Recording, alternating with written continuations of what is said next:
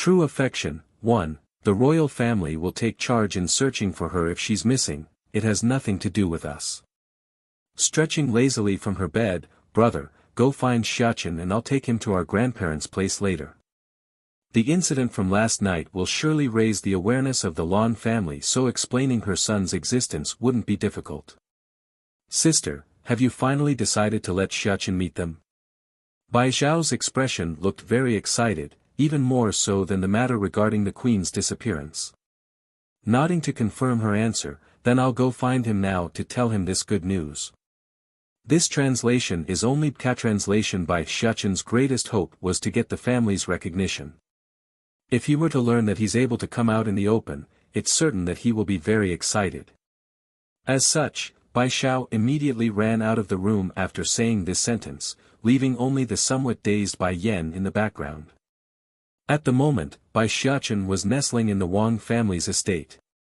With a pig trotter in hand, his mouth was full of grease. How is it? Isn't my mother's cooking awesome? I robbed it from little rice. Considering how proud he looks, one will surely take it as a form of gloating over her mother's awesomeness. Xiachen, didn't you say you are going to leave? Stuffed with meat in his big fat mouth, Wang Xiaopeng, chubby, could barely make his words audible. Pinching his mouth to the side, the boy sounded displeased in his voice, don't remind me. Just when I was about to leave, the big baddie caught me. Fortunately though, I don't have to hide anymore because of that. Blinking his big baby eyes, he used a baiting tone to continue his words, let me tell you a secret, I also ran off to find that bad woman to get revenge. Then does that mean you won't have to leave? That's awesome then. Taking another bite from the pig trotter, Wang Xiaopeng appeared quite excited at the news. To tell you the truth, I was going to miss you a lot. Miss me? Who was the one who completely tossed me aside over some sugar beans the other day?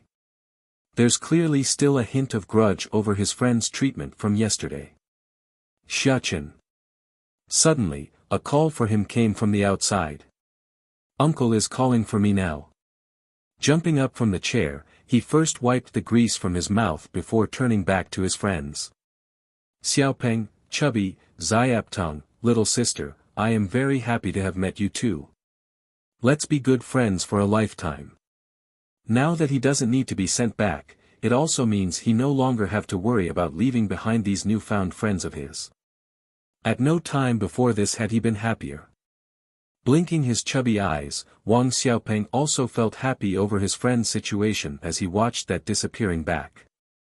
After leaving the Wang family's home, Bai Xiachen immediately saw a young boy quietly standing to the side of the road. Delighted by the sight, he quickly trotted over with his tiny legs and jumped into those arms. Uncle, before I only had mother and my grandchiefess, oh yes, there's also godfather and sister Chu. But now I got so many family and friends, I'm so happy. Poor little Rice, the boy manages to mention everyone but him. Xiachen.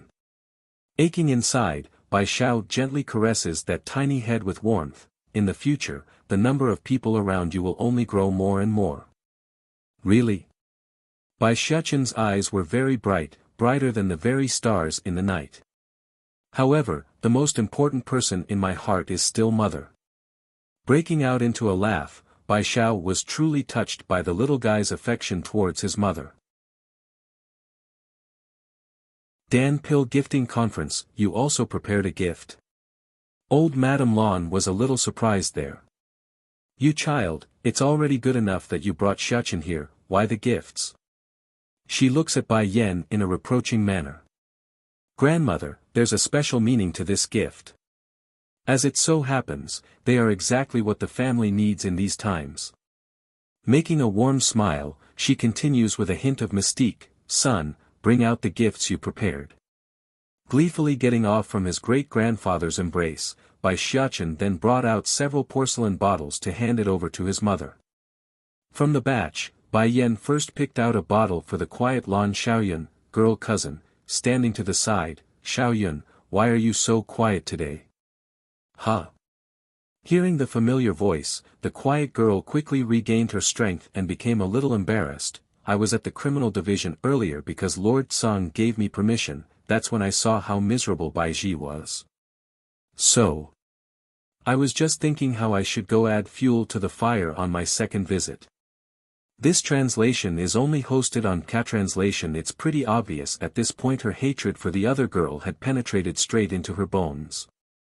In particular was after last night where she learned of Yu Rong's horrible deeds from back then. Selling her cousin. Want to burn her cute nephew? With that sort of grudge, how can she not go make trouble for her enemy in the prison cell? Only a fool wouldn't. You don't have to worry about Baiji for now. Bai Yen then hands the selected bottle to her younger cousin. This here is a second-grade genuine spiritual pill. I can see your cultivation is already at the peak of the yellow rank. With it, you are sure to break through your bottleneck. Troubled in the face, Lan Xiaoyun sounded hesitant in her voice. This is Dan pill? It's for me. In recent days, the girl had indeed reached a bottleneck in her cultivation, hence the reason why old Lord Lan was planning to purchase a Dan pill for her breakthrough in the coming days. However, he didn't expect Bai Yen to deliver it in such a timely manner. Bai Yen ignored her cousin's surprised look. Instead she shifted her gaze over to her big cousins Lan Xiaoling, biggest, and Lan Xiaoyan, second, cousins. I know your strength is already at the earth class level, so a second-grade Dan pill will be useless for you too. Therefore, I prepared these third-grade Great Spirit pills instead. Though they cannot directly help you two make a breakthrough, but the effects will slowly come through. This.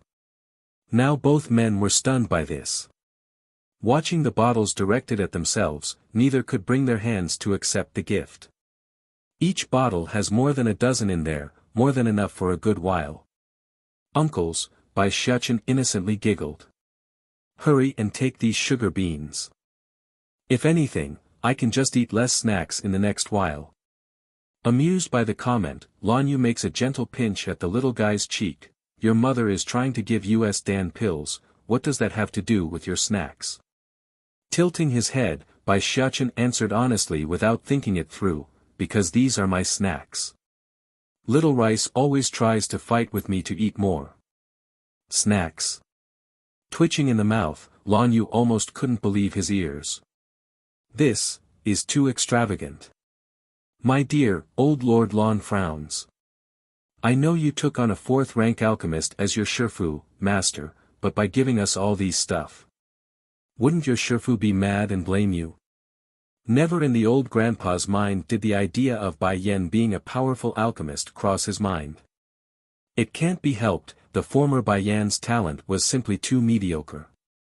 Though she's been gone and must have encountered something great, but the time frame was only 6 years. Then there's also the matter of child care. The most old Lord Lan expected was Bai Yen being a second-rate alchemist at best. Cruel things, it should be you who needs to apologize to this little brother here. Based on what? I am the royal grandson of the king. Whatever I do is always right. Royal grandson. Blinking his baby eyes, now Bai Xiaochen finally understood why this fat kid would be so arrogant. He's the son of Bai Roa, that evil woman. Little Rice, go bite him. After learning this fat kid was the son of his enemy, Bai Xiaochen immediately made his command and let loose the baby tiger for a little rampage. This translation is only hosted on Catranslation, meow. Without delay, Little Rice quickly rushes forward for the indicated target. Using those sharp claws and fangs of his, he swiftly swiped them across the little bully's face and caused a shrieking amount of pain in its wake. Save me, all of you, hurry and come save me. The eunuchs and maids originally wanted to go nab Bai Xiaochen there, but upon hearing that screaming voice in the back, they immediately made a returning dash for the kitty instead. Sadly for them though, the kitty's movements were too flexible. In a flash, Little Rice had escaped the encirclement and was right behind the bully's back, a perfect spot for another swipe of his claws. Bleeding profusely at the neck area from the second swing, there's no question that the little bully was in some serious pain here. Watching this from the side, the other princes and princesses were all shuddering at the sight. Subconsciously, they took a step backwards to gain some more distance between themselves and the horrific boy. "Are you alright?" Running up to the skinny boy, Bai Xiachen lends a helping hand to the poor kid. "My name is Bai Xiachen and my mother is Bai Yan, she is the most beautiful and kind woman in the world." The skinny boy hesitated at first from that outreaching hand, but once he came back to his senses, he happily took it. "My name is Nangong Zhuan. Now that you've offended the royal grandson for my sake, there's no way he will let you go." Pinching his mouth to the side, Bai Xiachen appeared a little unhappy. "So what if he's the royal grandson? I'm not afraid of him. My mother said I shouldn't go make trouble, but I mustn't run from trouble either if they come knocking." Whenever Bai Xiachen mentions the word mother, the light in the skinny boy's eye would grow dimmer. "You don't have to worry. If my mother knows that you've been bullied, then she will definitely not sit idle." Making a reassuring gesture, Bai Xiachen confidently pats his chest. Evoking a bittersweet smile, Nangong Zhuan appeared quite sad at the topic. "It's so good to have a mother. His mother was but a palace maid here and he himself a child born of mistake when the king became intoxicated one night." To make it more embarrassing, the man himself had completely forgotten about the incident after coming to. If not for his mother becoming pregnant after the case, none would have ever known. Though his mother had managed to give birth to himself through much difficulty, but in the end a place like the palace wasn't one for a person without backing. Eventually, his mother perished under the continuous grind of life here, leaving him all alone to suffer in this world. "Nangong Zhuan, from now on my mother is your mother." Bai Xiachen grabs at the boy's wrist. "Come with me, I will take you to see my mother." Going stiff in the body, Nangong Zhuan's brow inexplicably furrowed into a knot as his eyes looked down at the pulling hand. Finding the boy not moving, Bai Xiachen turns around to see why. That's when he noticed Nangong Zhuan trying to look away after being caught. Wrinkling his lovely face at the strange behavior, he swiftly raised the skinny boy's sleeve to investigate. Though Bai Xiachen had prepared himself for the worst here, but that sight was still shocking beyond his belief. That skinny arm from the wrist up was in complete tatters. There's not a single patch of skin still intact. Bruises of all kind, green, purple, and scars of burn and knife marks, just watching it would make one ache in the heart. Very uncomfortable inside, Bai Xiachen was seriously wondering who could do such a cruel thing. To an 8-year-old child no less. If an arm is already like this, then what about that body? Wouldn't there be even more injuries underneath that linen robe? Innocent Di Tsang, before anyone else can speak up here, the old queen had already come over under the support of a palace maid. Due to her excessive rage, that frail body was constantly shaking. "Queen Mother, what are you doing here?" asked Nangong Yuan with a tinge of surprise in that voice. Stern in her expression, the old queen lashes out, "I don't care about whatever worship of the beasts, or whatever royal grandson, you must punish this boy today. He is bold enough to beat his own uncle and scold at me with his finger pointing out. What's more, he can actually call me old hag and claim he will drive me out of the palace. And there's also your son. He ignored my orders and had the guards besiege Bai Yan and her son. That you must also manage." This translation is only hosted on Catranslation. Nangong Yuan's face abruptly changed. Turning to his grandson, he snapped, "Come apologize to your great-grandmother." "I will not. Apologize, now." The king's voice went up a few notches, a sign that his temper was starting to flare up. As a dutiful son, he most certainly won't allow someone to openly point at his mother and start scolding her. It's just that the child in question was born under special circumstances, he can't exactly punish that one either. Beginning to give in, Nangong Lin, bully, finally submitted because he do hold some fear towards this grandfather of his. "I'm sorry," as weak as that voice was, it's still an apology. "The person you should apologize to isn't me. What's more, your mistake is so huge that mere words won't be enough." The old queen's face remains unkind as she dragged Nangong Juan, skinny boy, to the forefront. Like before, she pulls open that linen robe to reveal the wounds underneath. Look at your son here, is this how you care for your son as a father? Your son is facing such discrimination and you never once bothered to intervene. If you won't care for him then I will. From now on this child shall be raised by me. Watching those heart-numbing wounds, the man himself only made a slight frown. Inwardly, he honestly didn't feel much because he had conceived so many children over the years. Besides, this one was an accident, a dispensable byproduct of a one-night stand. Not missing the face coming off of the king, Bai Yen couldn't resist a snickering sneer. It's as they say, kings are always the most heartless. Queen Mother, since Lin, bully, knows his wrong now, we should just let the matter slide. I will compensate the child here to make it up to him. I don't want any compensation. Nangong Juan stubbornly raises his little face. He made a mistake so he should pay the price. Not looking so well, Nangong Yuan didn't think the child would be daring enough to openly refute his suggestion. Just as he wanted to continue his persuasion, a bloodthirsty and indifferent voice chimed in, causing the man himself to go stiff in the body. When did I ever agree to let him go? Awkwardly twisting his head around, his smile was very stiff and weird. Di Tsang, Lin is but a child. And my son is an adult then. But Miss Bai Yen over there seriously injured one of our guards. That should be enough to even the fault. That's because he deserved it. Cold and indifferent in that voice, Di Tsang only had Bai Yen in his eyes as he spoke. Yen Yen, come to my side. Today I like to see who will dare touch my wife and child. Doing as told, she slowly walked up to the man's side and whispered into that ear, you know you didn't have to come, I could have handled it. And what does that matter to me? She can deal with it, is her business, me wanting to protect her and my child is my business.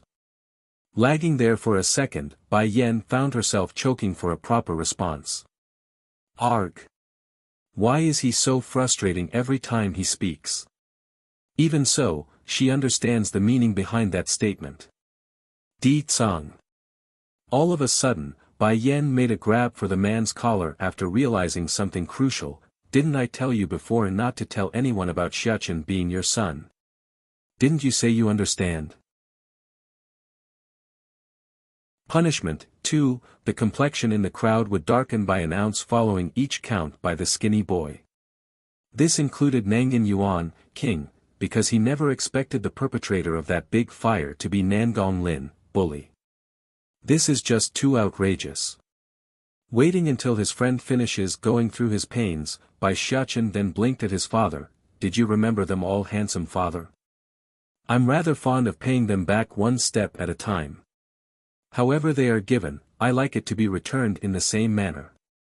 This translation is only hosted on Catranslation. Oh, yes, the little steam bun seems to have recalled something again. The little bully also said he's going to kill me and wipe my family out. Aren't you alive still? Your mother is fine too. Even if you want payback, you can't take his life. Nangong Yi blurts this out in his urgency. Oh, you are right.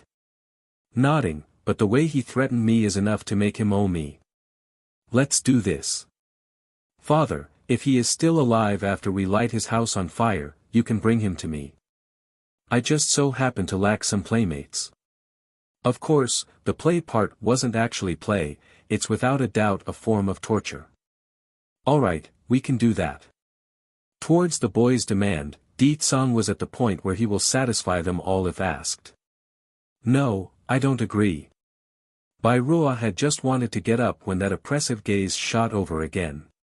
In that instant, her knees felt like they were being crushed by a mountain. Biting her lips, Father, please, I beg you. Don't send my son over to them. This boy is so vicious, he will no doubt bully my Lin, bully. Gently closing his eyes, Nangong Yuan, king, only opened his eyes after a long period of contemplation. Though it was but a brief minute, it was enough to make this once stoic-looking ruler age over a decade. It shall be done as Lord Tsang says. He originally thought Nangong Lin had only bullied Nangong Zhuan, but to commit arson for murder.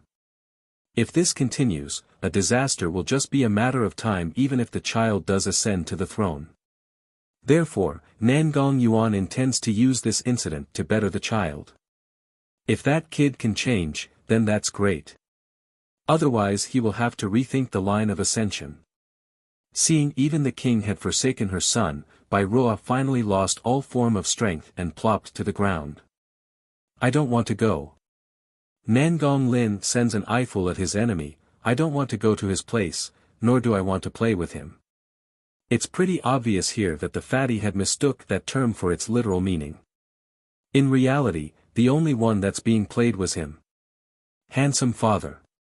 Blinking with those lovely eyes, Bai Xiachen doesn't appear to be satisfied yet. The matter with him may be solved, but there's still Bai Ruo and her husband. Turning green upon being placed in the spotlight, Nangong Yi, Crown Prince, subconsciously turns to his father. Sadly for him though, he only got the cold shoulder here. Even until now, the prince still doesn't under why his father would be so fearful of Di Tsang. Is the man that scary that he can do whatever he pleases? You can decide their fate. Sweeping his sight across the two in question, Di Tsang then turns back to face the miniature version of himself. Tilting his little head like he's in a dilemma, I can't think of a punishment severe enough for them. Why don't we just give them 100 rods in the butt? We can have my mother's big cousin do it.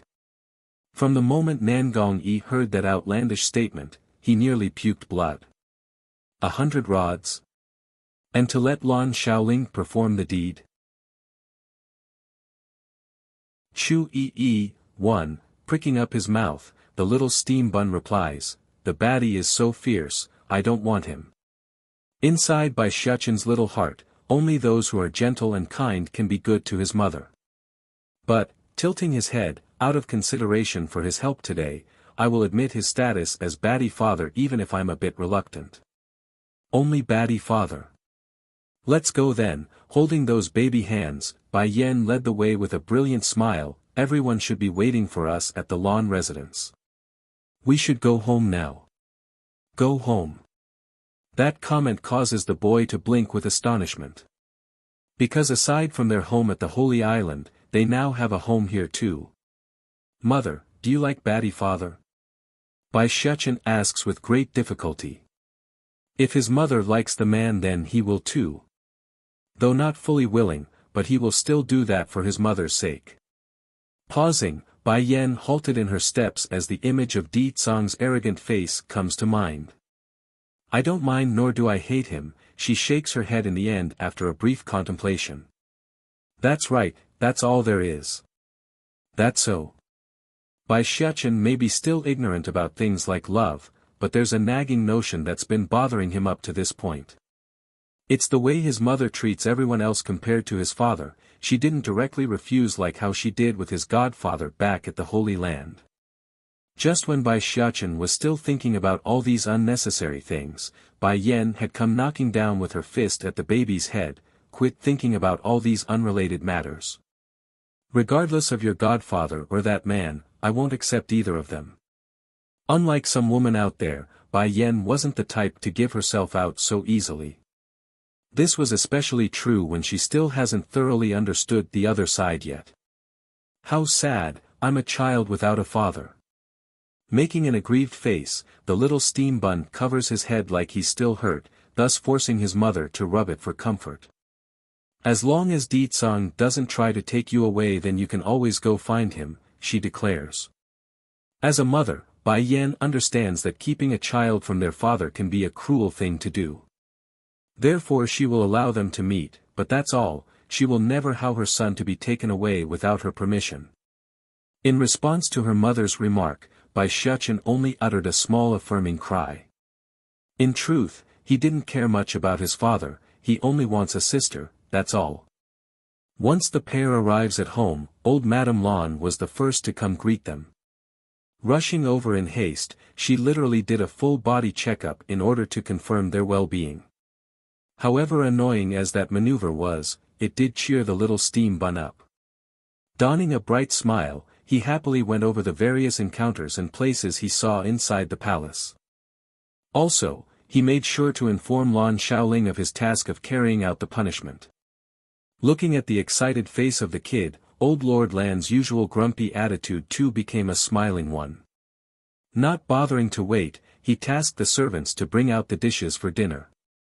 Once the food was done and everyone ready to head back to their rooms, Bai Yen was stopped in her steps when a white pigeon broke through the window and lands right in front of her. "Mistress, who sent the letter?" Little Rice asked after seeing the woman unscrolling the message from the pigeon's leg. "She's here." Perhaps it's her mood being very joyous, even her eyes are full of smiles. "She's here." Blinking at the statement, Little Rice didn't quite understand who Bai Yen was referring to. "Little Rice, in a bit I want you to tell my son that I'm going out to pick up someone." The dead man is here again. 1. Exchanging between themselves, the surrounding guards suddenly made a very sympathetic expression towards this so-called Bai family. No matter who it was, anyone unfortunate enough to catch the little princess's fancy will be tortured till they cry. That's a fact, not a guess. "Little princess, the elders said you can only come out for a brief while on this trip." One of the guards cautiously came forward and reminded the maiden of this fact. There's no other way because the girl was simply too dangerous to leave unrestrained. If left here to do as she pleases, no doubt the entire Lu Ho kingdom will fall into chaos at her hands. Raising a smile, Chu Yi didn't mind the warning and went ahead to curl her arms around Bai Yan's. "Go back and tell the elders I'm going to stay here for a while with Bai Yan. They won't have any more opinions then." This translation is only hosted on Ka-Translation Bai Yan. The guards were all confused by this. This name was rather foreign to them. However, through the little princess's mouth, it sounded like Bai Yan was no ordinary person. Wait a minute. All of a sudden, the guard seems to have recalled something important. Their bodies stiffening as a result of their revelation. "Little princess, it can't be this Miss Bai Yan is." Before the guards could finish their words, Chi Yi had already turned around to warn them with her stare. "If you say anything more to reveal Bai Yan's presence then don't blame me for not warning you. The elders will definitely not let you people live afterwards." Gasping with an intense fright, the guards were in utter shock as they inhaled deeply. "Little princess. Is she really the one from the Holy Island?" According to what they know, several years ago the elders had taken in a genius disciple. Not only was this individual gifted in alchemy at the supernatural level, even the elders could only admit defeat when placed against her. What's more, it's even said that the Lord of the Holy Land was very fond of the woman and had forbid the other disciples from entering the Holy Island, all for the sake of keeping the peace in that place. And now, that very same person was now standing in front of them. That very person. Extremely excited in their expressions, the guards would honestly rush home this instant just so they can gloat to their friends. Of course, there's no way they can do that under the threat here. "Let's go then." Pulling Chu Yi's hand, Bai Yan led the girl out of the forested and towards the city gate. Along the way, Chu Yi appears to be excited along every inch of the way, like she's extremely curious about the things in the outside world. I'm going to first send you to the old manor for now. Don't make trouble while I'm not around, okay?" Knowing the girl's personality, Bai Yan didn't forget to give a final warning. Unlike her son who will mostly only retaliate when provoked first, Chu Yi was on a whole different scale in comparison. If the person so much as didn't fit her liking, the girl will seriously go pummel them just for the heck of it without reason. "I know, you don't need to keep reminding me, you know." Puckering her lips in a disapproving manner, Chu Yi clearly didn't pay any heed to the warning based on how excitedly flushed her cheeks were. Knowing exactly what's going on in the girl's mind, Bai Yan was seriously doubting her decision of letting the Chu Yi stay. "We're here." Once at the entrance to the old manor, a shocking cry suddenly interrupted their focus from the back. "Bai Yan, why are you here?" This voice clearly carried a sense of surprise in there, thus causing Bai Yan to halt in her steps. Slightly swinging her head around, she faces the middle-aged man before her with those unemotional eyes. Do you have an issue with me being here? A bit embarrassed by the question, Bai Zhengxiang's awkwardly replied, I came here to meet the people from the flower brothel. Oh right, why are you able to go in? Originally the man wanted to explain himself some more, but a realization suddenly dawned on him. Can it be Bai Yan is related to the flower brothel? If so, I can use this and get a connection with those inside. The dead man is here again, too. It didn't take much for Bai Yan to see through to the man's intent. Sneering in her mouth, you want to use me to build a connection with the flower brothel, aren't you? Let me state this clearly first. I don't hold any weight with them, so lose the idea. Wait. Seeing his daughter about to leave, Bai Zhengxiang hurriedly called out, Daughter, I know I've wronged you. Can you forgive me? Unemotional in her eyes, Bai Yan's gaze was no different from someone looking at a stranger. I heard you, and I much prefer it that you don't come looking for me again. Turning anxious in his expression, I have something else I need to ask of you. Di Tsang is so fond of you now, can you ask him to release your sister Ji? This translation is only hosted on Catranslation. Laughing at the request, there's no happiness or kindness, only a biting cold in the girl's voice. Sister. So even she knows how to come seek my help when in need? Then how about back then?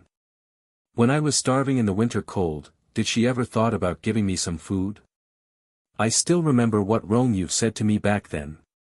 She said I never contributed to the Bai house, so I didn't deserve anything. She would rather feed it to the dogs than to feed me. So, my brother and I would often have to make do with no more than half a bowl of rice in a day. I was scared and hungry. With nowhere else to turn to, I ran to seek your help. And guess what you did? You yelled at me and directly kicked me out of the study room and called me ungrateful and a liar. And now? This man wants to talk family bonds. Ha! As if the world would have such a good thing going around. Left with no way to rebuke, Bai Zhengxiang became weak in his voice. Daughter, I know I didn't do a good job, but please, help your sister. Consider it me apologizing here today. Since you know you have wronged me, then why are you asking me to plead for you? Do you know the crime of impersonating a royal family member? It's the death sentence. The fact that Di Tsang didn't outright kill her is already a great act of mercy. Now she only needs to suffer a bit of pain and you still want less. Daughter, with pain in his eyes, how can Ji bear that sort of pain when she's been protected throughout her life? I know if you just go ask Di Tsang, then surely he will do as you say. And, even if I and you Rong have wronged you, Ji is still your younger sister. She is innocent. I hope you can forgive them and not hold a grudge. My daughter is kind and gentle, so as a father, how can I idly watch and do nothing? No matter what, I will rescue Ji from the prison. Sneering derisively, and what does that have to do with me? What's more, this time she's here to topple the entire Bai family. Once she's done investigating the truth, then nothing will get in her way. Bai Yan, you, scram. Like a thundering boom, the word scram reverberated across the man's heart. With disbelief in his eyes, Bai Zhengxiang simply couldn't believe such a thing could come out of this daughter of his. She told you to scram, did you not hear it? Looking at the man in a condescending manner, Chu Yi takes on a superior position with her pose. I have never seen such a shameless person before. Bai Yan, I say you should cut off all ties with him this instant and become my father's daughter instead. As soon as this topic came up of her own accord, Chu Yi would feel a bit wronged inside. She herself was the true daughter of her father, yet the old man would always lecture her about not being good enough.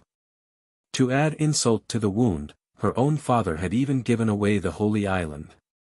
Fortunately the person was Bai Yan, so she didn't mind it, otherwise. Bai Zhengxiang was already quite displeased inside over Bai Yan's rude remarks, but to be openly insulted in the public by some random girl, he naturally wouldn't sit tight. And who are you? What right do you have to cut into our conversation? The dead man is here again. 3. Chu Yi's body was trembling with anger.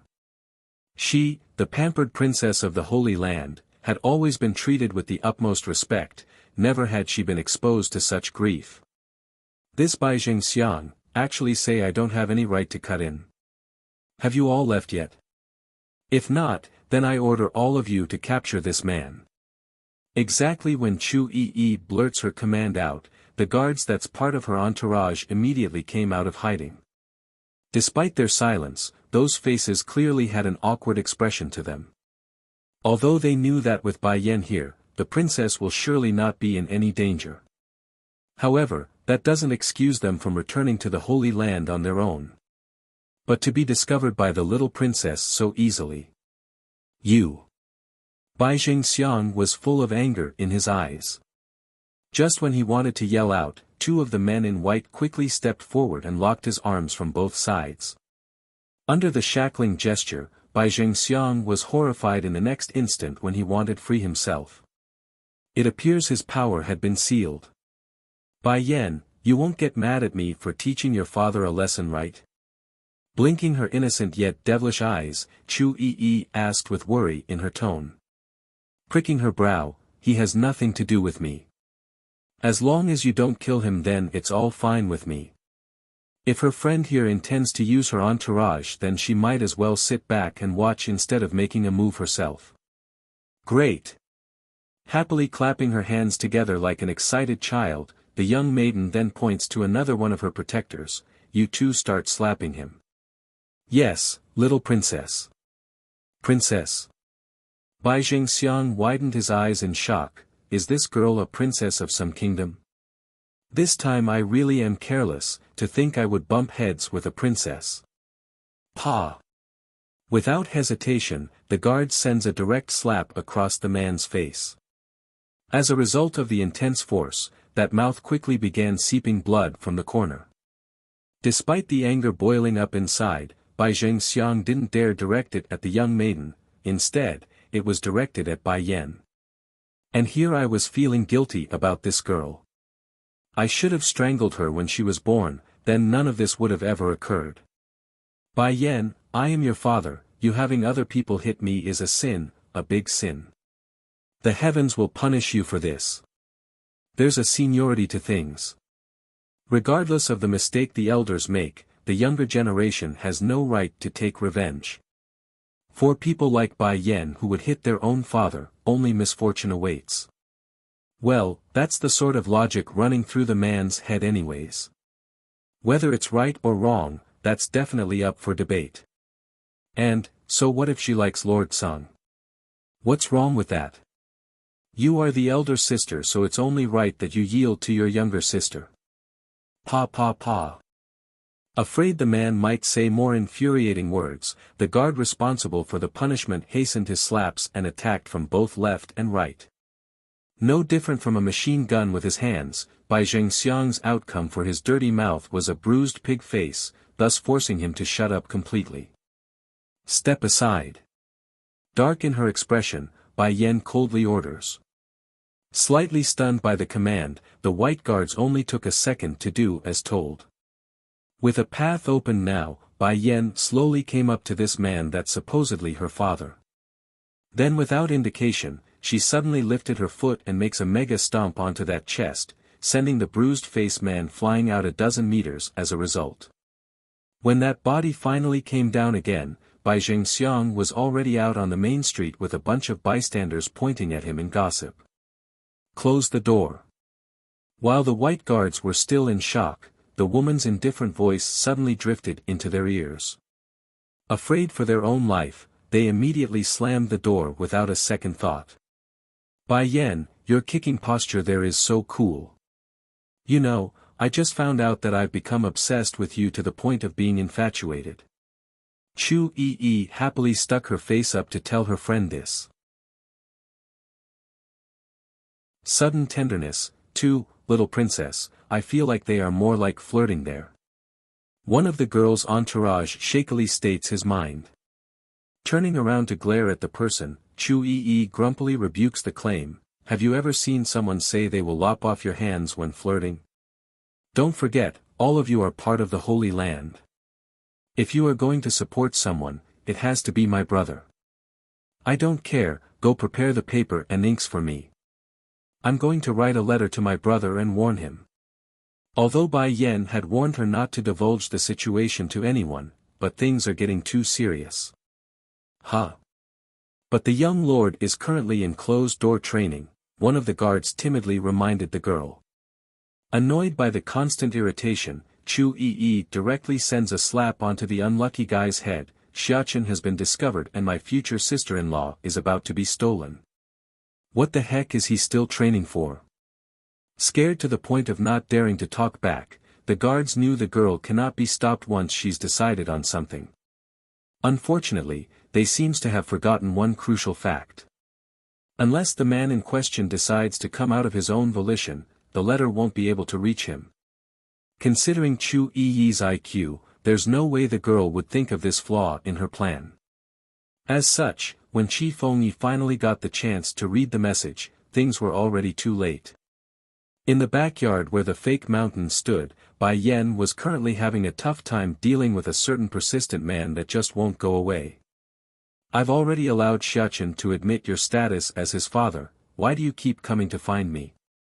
Snickering a laugh, Di Tsang sounded very devious in the way he talked. You raped me, for that, our relationship will forever be tied together in this life. Steaming to the point where she didn't know how to reply, Bai Yan could only take it because it's as the man said. Back then it was she who raped him. Bai Yan, our son can only have me as his father, and you can only have me as your man. Closing in, Di Tsang overbearingly pinches that delicate chin so it can't escape. I already promised you that I won't take our son away. For that, you must become my wife. Also, the part about having one partner for a lifetime, I can give you that too. One partner for a lifetime, I can give you that too. Despite shaking in her fingers, Bai Yan's expression didn't change in the least, like the proud statement didn't affect her. Seeing this, Di Tsang loosened his hand and said, it's fine if you don't accept me now, I can give you time. However, until then, I will continue to make you pay for your debt. Raising her head, Bai Yan was just about to say something again when the man's lip came pressing down without her permission.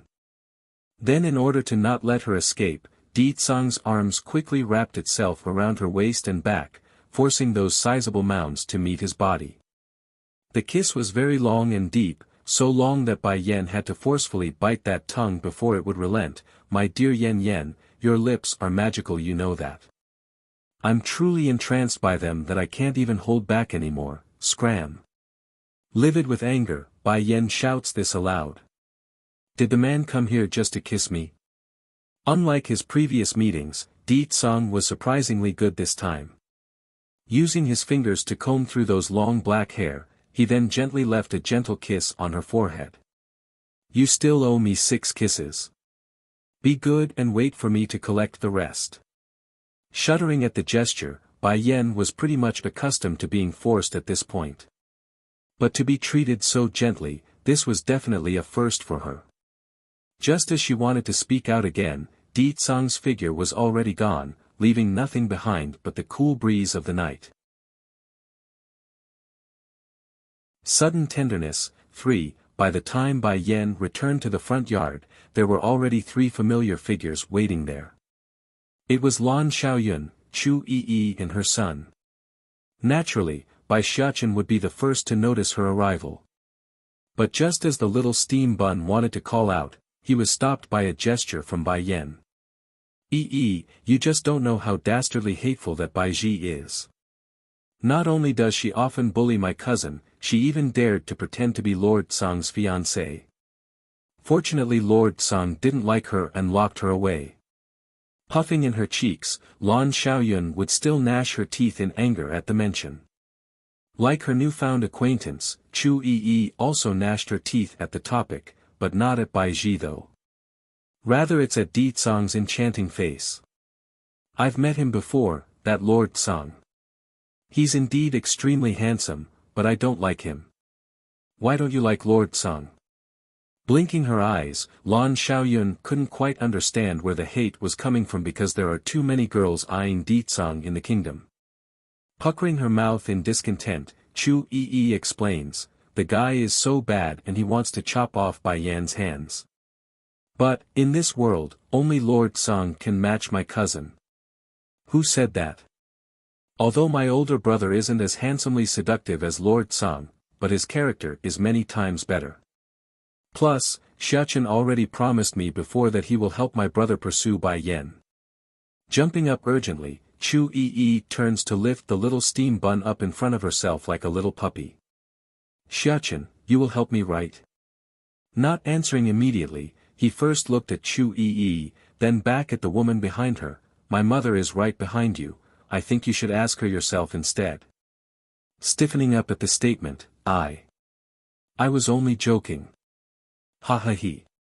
Raising a smirk, Bai Yan somehow became frightfully intimidating despite not trying to do so you're not going to be your brother's supporter anymore? Embarrassed by the fact that she's been pointed out, Chu Yi wittingly pulls the topic away with a puppy face and a quick embrace at Bai Yan's waist. Sister Yan. I know I'm wrong, so please don't send me away. I promise I won't try to persuade you into marrying my brother. Not getting the reception like she wanted, Chu Yi's look became increasingly miserable. You are my one and only sister, please don't be so cruel. I really don't want to go back to the Holy Land. They only know how to restrict my freedom. And why do they limit your freedom? Isn't it because if they don't, you will turn the Holy Land upside down with your plays? Still unmoved in her expression, Bai Yan only asked this, you really know you're wrong? Elated by the question, Chu Yi hurriedly nods to show her determination. There won't be a second chance. Loosening her expression, Bai Yan remains indifferent still while the other party was overjoyed. Chu Yi just knew it, only pleading would work with her sister here. Likewise, Lan Xiaoyun also exhaled a sigh of relief because she also found the new girl to be very pleasant to hang around with. Xiaoyun, did you not say your big brother is going to the palace to carry out the punishment? Making a slightly evil chuckle, I also want to see this palace. Bring me along. Di Tsang's Revenge, 1, No.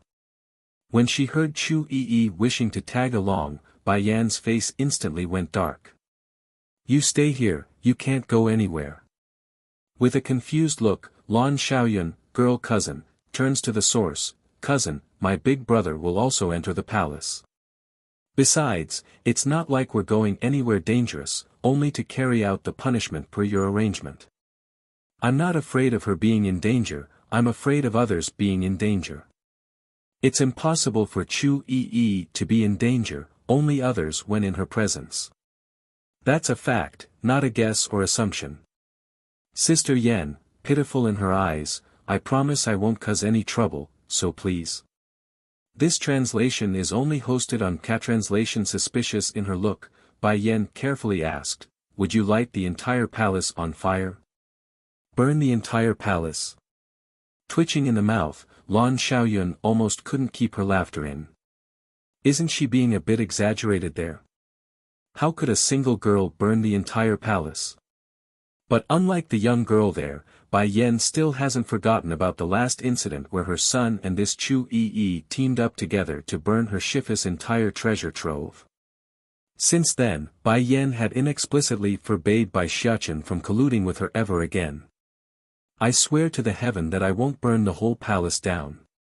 Raising 3 of her fingers, Chi Yi didn't hesitate to make a vow. Good thing she did too because it worked. Xiaoyun, you take her then.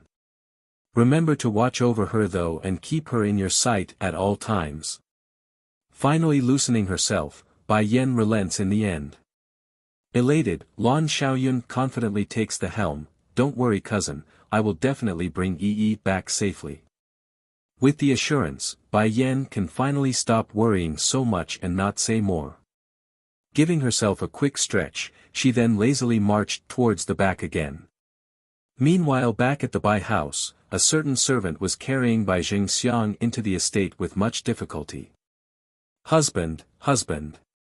Who turned you into this horrible state? Yu Rong exclaims with horror after seeing the sight and rushes over. Bai Yan, unclear in his words, the man nevertheless manages to make out this name through it all. When hearing this, Yu Rong naturally became fuming. Bai Yan again. Why is that bitch always crossing our path? Quickly, go find an alchemist to see the housemaster. Not hesitating, Yu Rong first carried her husband into the bedroom before shouting this command out. It didn't take long after the servant left. When the old alchemist in which they called for arrives to see the terribly bruised-up man, even his already wrinkly forehead somehow manages to become even more tied up. Lord Bai's injury is very heavy. Even with a first or second grade healing pill won't do here. Master, please cure my husband. Yu Rong painfully bites her lip. Alchemists had always been arrogant and prideful in their demeanor. Even though she herself was the mistress of the Bai house, it means nothing for her dignity while in the presence of someone like this. Combing through his long white beard, the old man confidently spoke, "It's not impossible to cure your husband here, but we need a third-grade healing pill for his injury." What? Third-grade pill? Her voice nearly came out as a shriek. It's been said before many times, Bai Zhengxiang achieved his current state thanks to Lan Yue's, Bai Yan's mother, dowry. Without a good business sense, plus everything has been squandered away over the years, the Bai house was pretty much an empty husk at this stage. Master Yu, the price of the medicine, a tad hesitant, Yu Rong nervously asked. Without changing, the old alchemist lays it out bluntly, 10 million, gold. This. The woman almost couldn't keep her posture there. Originally she wanted to bargain over the price, but out of consideration for the Bai name, she can only suck it up and agree. If it becomes known the Bai house can't even afford a single third-grade pill, they will surely be the laughing stock of the century. I said I will wait for you, one, yes my lord. Pressing down his shock, the guard respectfully complied. For the Bai house to provoke the master, only death awaits. Meanwhile back at the courtyard. A certain red blossoming figure was currently resting inside a pavilion when a heavy mass pressed in against hers. It was a little body. Soft and fragrant to her nose, Bai Yan had to open her resting eyes at the smell. Mother, Bai Shechen's face burst into a bright smile with his baby hands hooked around the woman's neck. What were you thinking about? I was thinking about your grandchiefess. In this world, aside from Bai Xiao and the Lan family, her grandchiefess are the closest people she has while also being the ones she interacted with the most. This translation is only hosted on Catranslation, but don't mother miss Godfather too? Puffing up those cheeks, Bai Xiachen was obviously not very happy. He misses Godfather so much, so why was his mother not missing him too? Smiling at the question, Bai Yan pulls the little steam bun into her arms and explained, I miss him too, but I owe your godfather way too much. In this life, I can never repay him for everything that he's done for me. Chu Yifeng's style was the cold and indifferent type, but it's precisely such a cold and indifferent man that gave her everything that he owns. Sadly, towards the man, Bai Yan only has family affection and not love. While Bai Xiachen wanted to say a few good words for Chu Yifeng, a hurried footstep came from the outside and stopped him. Turning around at the source, Bai Yan's mouth quickly turned into a smile at the sight of the person. Hualuo, is Yi and Xiaoyun back already? Mistress, coming before Bai Yan, this head of the flower brothel replied with a smile of her own. Guess what sort of notice I saw at the city gate just now? What notice? Bai Yan pricked her brow and asked. Lord Song has ordered. If Bai Zhengxiang wants to save Bai Ji, he must return your mother Lan Yue's dowry. When stating this part, the charming woman carefully observed her mistress, seemingly trying to find something in her attempt. Yet, Bai Yan's expression remains unmoved without a speck of change. I understand. Ah. Surprised in her eyes, Hualuo couldn't understand how Bai Yan could be so unmoved. Anyone can see that Lord Song was doing this for her sake. Hualuo, you go down first. Once Yi returns, come back and tell me. Yes, mistress. Getting the dismissal, the charming woman didn't try to overstay herself and left. But once she was gone, Bai Yan's hand quickly tightened its grips around her son's body. Hey son, do you know why your father is doing this much for me? A complicated light could be seen in her eyes. I don't know, mother. Obediently leaning against her mother's body, those fluttering little eyes were sparkling like the dazzling stars in the night sky. Mother, I suddenly found that Big Baddie isn't all that hateful. Towards the remark from her son, Bai Yan only faintly smiled because she knew it too inside. If Di Tsung really wanted to get revenge for 6 years ago, he would have done so already. But he didn't do that. However, the reason why the man treats herself so special was all due to his personal preference of not finding her disgusting. Then there's also their son. In the end, he doesn't love me for who I am, so how can my heart be moved? Mother, are you not happy? Likely becoming aware of Bai Yan's change in emotion, the little steam bun quickly raised his adorable little face and snugged it against her cheek. If having a father will make mother unhappy, then I don't want a father. As long as I have mother, then that's enough. Bai Zaken is too cunning. I said I will wait for you. Closing her eyes with this sentence reverberating in the mind, Bai Yan was filled with turmoil. But I don't like you. No matter, you will sooner or later fall in love with me. The man's arrogance and self-conceited voice was more than enough to make her want to punch that face. She's seen a narcissist before, but never to this degree. How can he be so certain that I will fall in love with him? At the same time, not far away from the Tsang Manor, a certain little head had just popped out of an alleyway. This translation is only hosted on Catranslation. Little master, do you really want to do this? Little Rice's heart was trembling incessantly. Can I keep out of this? No. Patting the tiger cub's head, did you forget how that baddie bullied mother? Now Little Rice really wanted to cry, but that baddie is your father. What's more, you even gave him permission to make more sisters with your mother. Likely able to guess what's on his friend's mind, Bai Xiachen quickly explains himself. That's just my excuse back there, otherwise how can I leave the mansion? And, pausing for a moment, you saw it too. I couldn't beat that baddie, nor can I allow him to keep harassing my mother. That's why I'm taking this risk. I thought you don't hate him as much. Aggrieved in his face, Little Rice protests. His young master here was Di Tsang's son, so nothing will happen even if he does something wrong, but that immunity didn't apply to Little Rice himself.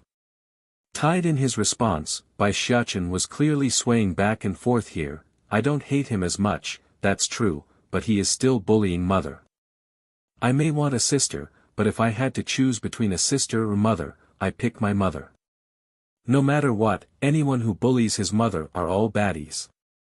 But Little Rice wanted to say more but found himself unable to when Bai Xiachen suddenly covered his mouth. Don't say any more. We're starting now. In a sneaky manner, the boy slowly advanced towards the targeted estate. Unfortunately for him though, due to Bai Xiachen's constant focus on his surroundings, he seems to have forgotten to look in front. Before he knew it, he had bumped face first into a stranger.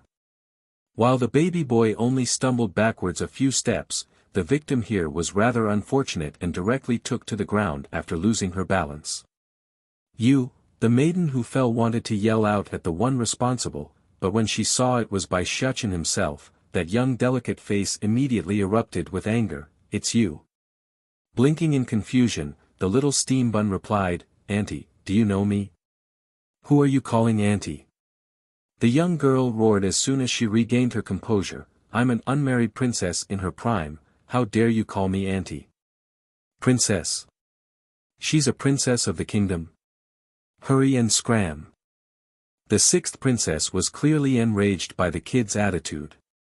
She had never expected to encounter Bai Yan's child here today. Originally she only intended to sneak a peek before leaving because Di Tsang's terrifying aura had completely seeped into her bones. Auntie, I don't know how to scram. Why don't you show me how to do it first? Pink in the cheek, Bai Shuchen's gaze was so innocent and true that none can find fault in them. Shut up. Seriously annoyed by the fact that the little thing would constantly call herself auntie, left and right, the princess couldn't take it anymore. If you call me auntie again, then watch me rip out that mouth of yours. Take the fall, 1, Little Rice. Stroking the tiger cub's head, Bai Shuchen was filled with innocence in his eyes as he spoke. Remember when mother told us not to talk with aunties in their menopause stage? She said their tempers are very erratic due to old age. I didn't believe it at first, but now I do. The princess didn't quite understand what menopause meant, but she did catch the old part very clearly. Did this little twerp just call me an old auntie? What are you all still waiting for? Sixth princess roared, hurry and catch this little bastard for me. Despite the command, the guards that came with her were all hesitant because it's no secret this little ancestor was Di Tsang's son. Where would they find the gals to touch him? This translation is only hosted on Catranslation, Princess. One of the men slowly inched forward and shyly spoke. Lord Tsang had openly recognized his status. If we nab him and the king learns of this, perhaps, how dare you? Snapping, the princess directly slaps the guard across the face and became all twisted in her expression. Don't forget who your master is.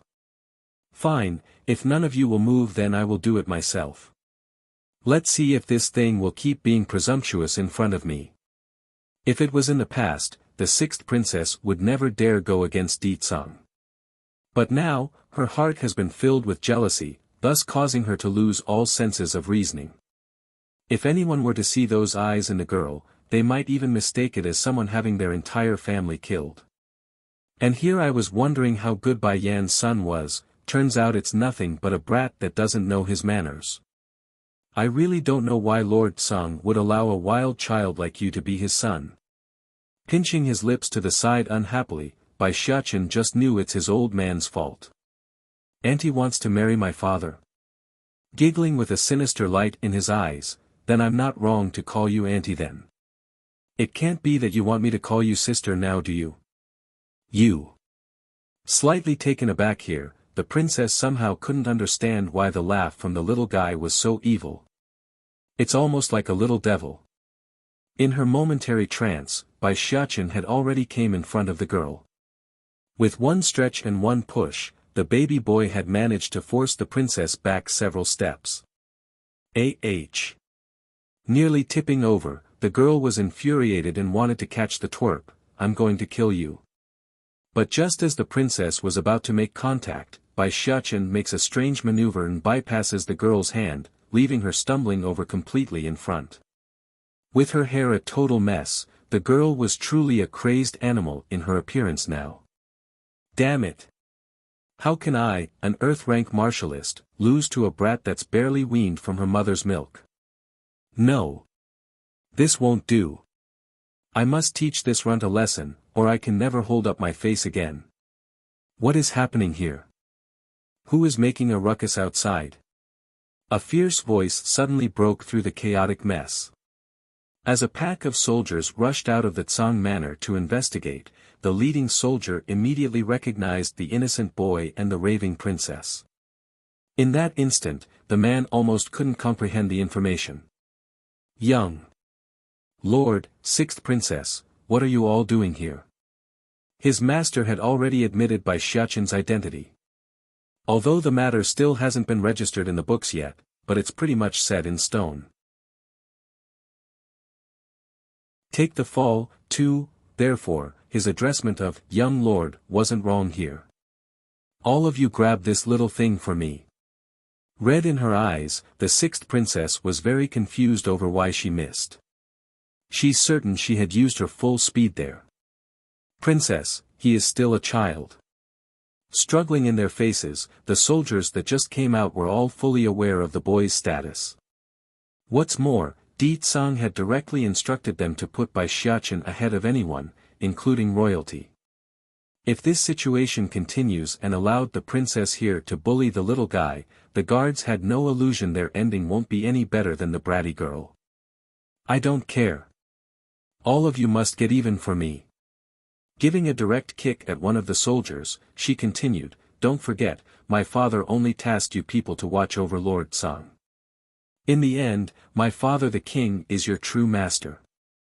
This translation is only hosted on Ka-translation. The soldier in question was already looking very ugly in his face to begin with, then to have his chest kicked so hard, his expression promptly turned ghastly. Princess, you mustn't speak so carelessly. Since His Majesty had given us to Lord Song, it's only proper that we protect the young lord in the critical moment. Alright, fine, then I will keep doing it myself then. Gritting her teeth, the princess then jerked her whip out. In one swing, she lashes out at the baby boy across from her. Fortunately though, just as the whip's about to land, Bai Shichen suddenly raises a hand to scratch his head and narrowly escape the trajectory due to the tilted angle of his body. The first time can still be a coincidence, then what about this time? A coincidence still? The soldiers from the Tsang Manor were all scared silly by the princess's action. They can tell, if it had landed, the attack would have without a doubt left a scar on that cuddly face and forced the boy to become disfigured. If the Lord returns and finds out, we're finished. 6 Princess, we're sorry. Signaling his peers with a wink, the leading soldier led the way with the others quickly following suit in an encircling formation. Uncle Soldier. Just as the soldiers were about to start subduing the bratty princess, a soft and delicate voice chimed in from behind. A tad surprised, the man in question quickly turns around. Finding it was his young lord with the white kitty, he respectfully bowed and asked, "Is there something you need, young master?" This big auntie must be still young in her age, that's why she's so ignorant. I don't want to make trouble, so you can let her go. By now a crowd of onlookers had already gathered outside the Tsang Manor, wondering what the big commotion was. Therefore, when they heard Bai Shiachen's kind sentence, their eyes all turned into disgust and shot over to the princess. Young age? What young? This kid being bullied is but 5 years old. On the contrary, the 6th princess is already considered an adult. Yes, young master. The soldiers were honestly relieved to hear the order from the boy.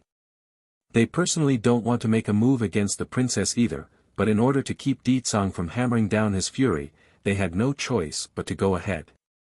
With the young lord's order, even if they do release the girl, it's not their fault anymore. Just you wait and see. Swiftly reorganizing her messy hair, the 6th princess sent one last glare at the baby boy before charging right through the crowd. With the instigator of the event gone, so did the onlookers. While the soldiers from the Tsang Manor wanted to play escort with Bai Shiachen, they were firmly rejected and driven away by him. Don't joke around. If these soldiers were to tag around, what else can he do? Little master, say it, what are you planning again? After all the people were gone and out of sight, Little Rice asked inattentively while grooming his fur. If the boy wasn't planning something against the princess, there's no way she would have made it out of here unscathed. That's the sort of personality the baby tiger came to expect of the boy. Little Rice, look, I got this from the bad auntie. Return the dowry, free, is that right? Bai Yan throws a skeptic eye at Di Tsang's lower half. If he never had a reaction before, then what changed? I didn't even do anything. Noticing the wicked gaze from the devilish woman, Di Tsang's smile only got rosier. Now that you know so much, it's imperative that I don't let you go. In response, Bai Yan's face went dark, but it's you who told me everything. I don't care. I just know you are in on my secrets, so you have to stay by my side. Then I'm regretting asking you these questions. It's too late for that. Grinning, as if you can dump me so easily, you unlucky woman. Fine, if you really want to marry me, then you have to promise that you can't go from my bed until we are bonded. Otherwise, I will rather die than to accept you in the future. Contemplating the idea for a moment, Di Tsang finally replied, very well, I promise you. He's already waited 6 years, another while won't make a difference here. But when the time does come though, Di-tsang swears by his name that he will make her unable to leave the bed for 3 days straight. I'll go get someone to prepare the room for you, Bai Yan grits her teeth. Once your place is repaired, you are moving back. I'm all right with that. Without hesitation, the man answers on the spot. Repaired? Ho ho, that's only if it ever gets fixed. Slowly relaxing, Bai Yan had in fact lied here. When given enough time, she will use the opportunity to run with her son. It's not early anymore, so I'm going to rest. You serve yourself. After stating this, she swiftly rushed away, afraid the man would suddenly pounce at her again. Watching that departing back, Di-tsang's smile somehow manages to become even more enchanting. It seems it's time for me to get married. Compared to the tranquility on this side, the Bai house on the other hand was in utter chaos. First was Di-tsang announcing to the world that they must return the dowry in order to save Bai Ji, then came the news that their youngest daughter was currently taking customers at the flower brothel. Despite their swift response to go investigate in person, none of the Bai family members could get inside the establishment. To add insult to the injury, the flower brothel wouldn't even recognize they had seized the girl. With no evidence and no way to confirm if the news was true, their only recourse was to check the prison. However, their efforts also hit a brick wall on this front. The only answer they got from the prison guards were a, "You are mistaken, your daughter is still inside the cell." In the end, Yu Rong and Bai Zhengxiang can only cave in and submit to Di-tsang's demand. The wife ran to the palace to retrieve the accessories she's given away over the years while the husband pressured his subordinate powers a second time to gather the funds. For a time, the entire nation was ran over with grief and anger. Some had even turned around to seek refuge under the lawn house. No matter how powerful a force was, if they lose the support of those below, it's an eventuality that another similar power would overtake the first. Bai Zhengxiang knew at least this much, but he can't be too picky at this point. By the time the dowries were cobbled together, another month had passed. I will go match the dowries here with the list at the office. If even one thing is missing, I will have you puke it back out. Bai Yan coldly stares down at the red-eyed man that's supposed to be her father. Bai Yan, are you really going to go this far to completely disregard our father and daughter bond? The man's eye was full of anger. Tell me honestly, was it you who had Di-tsang persecute us? Lowering her teacup, Bai Yan only scoffed a laugh. Whether it's me or not, the fact remains that these belong to me. And, this is just the first step. Don't forget, everything that you have today is the result of my mother being overly infatuated with you. Or do you think those Dan pills are without consequences? The man sneered. I've already returned what needs to be returned, and the pills are already consumed by me. Do you expect me to spit them back out? I won't have you spit them back out. Bai Yan paused, letting her dreadful smile take hold, but, I can have your strength revert back to the stage where you never ate the pills. Threat 1. Bai Zhengxiang shuddered at the statement because he's got the strange feeling that this girl would surely carry out her threat today. Bai Yan, I'm your father. Tightly clenching those fists, his eyes burned with rage. Must you push us over the edge? If you don't want to let your strength revert back to before, then return the pills in which my mother gave you. From the day she returned to this place, Bai Yan had already made the decision to take back everything that once belonged to her mother. No more, no less. Bai Zhengxiang's eyes were full of mockery. I originally didn't want to go too far based on our relationship, but now that you are willing to ignore the bond between us, then don't blame me. Pricking her brow, huh? Can it be, this man still has something in his hands that can threaten me? I know what you've been doing recently. Bai Zhengxiang's expression turned cold. The reason why you can be so arrogant is because of the flower brothel's backing. Otherwise, where would you find the courage to make so much clamor in front of me? This translation is only hosted on Cat Translation. Laughing hard in her stomach, Bai Yan had trouble keeping herself from breaking into tears. Oh, isn't that ironic, there's some people here who can't even get in touch with the flower brothel when they try. Leaning leisurely on the chair, a gorgeous smile arose from her face. Prior to this, Bai Zhengxiang had tried several times to make a visit to this old manor after learning it belongs to the flower brothel. Unfortunately for him, the guards would drive him away at every turn, let alone let him step inside. If not for this case, Bai Yan would never allow such an evil-hearted man to come here. Bai Zhengxiang's face sank. Bai Yan, you finally admits it, eh? Admit what? Asked Bai Yan, her eyes confused. Admit that you are the leading prostitute of the flower brothel. Sad in his face, Bai Zhengxiang looked exactly like a father that's disappointed over his daughter's lost way. Bai Yan was dumbfounded here. Leading prostitute? And it's me who admitted it? How come I didn't know about this? Without paying heed to the strange frowning expression on his daughter's face, Bai Zhengxiang continues on with his ignorant ramble. I know back then it was you wrong who wronged you, but you are not a good person either. Otherwise, how can you become the leading prostitute inside the flower brothel in merely 5 years? If Lord Song were to learn of this matter, what would he think of you? Would he still marry you? Not getting angry, Bai Yan instead broke out into a fitting laugh. And who is it that told you this? You don't need to know who told me this, you just need to know I now control your deepest secret, his eyes gloomy as he states this. I originally wanted to keep this secret hidden away because of our bond, but now that you won't let the Bai house go, it's only fair I turn this around. Likewise, I won't let you or the lawn house go. Watching the beaming confidence in the man's eye, Bai Yan's interest was honestly piqued here. So what is it that you want? She's not going to waste words here.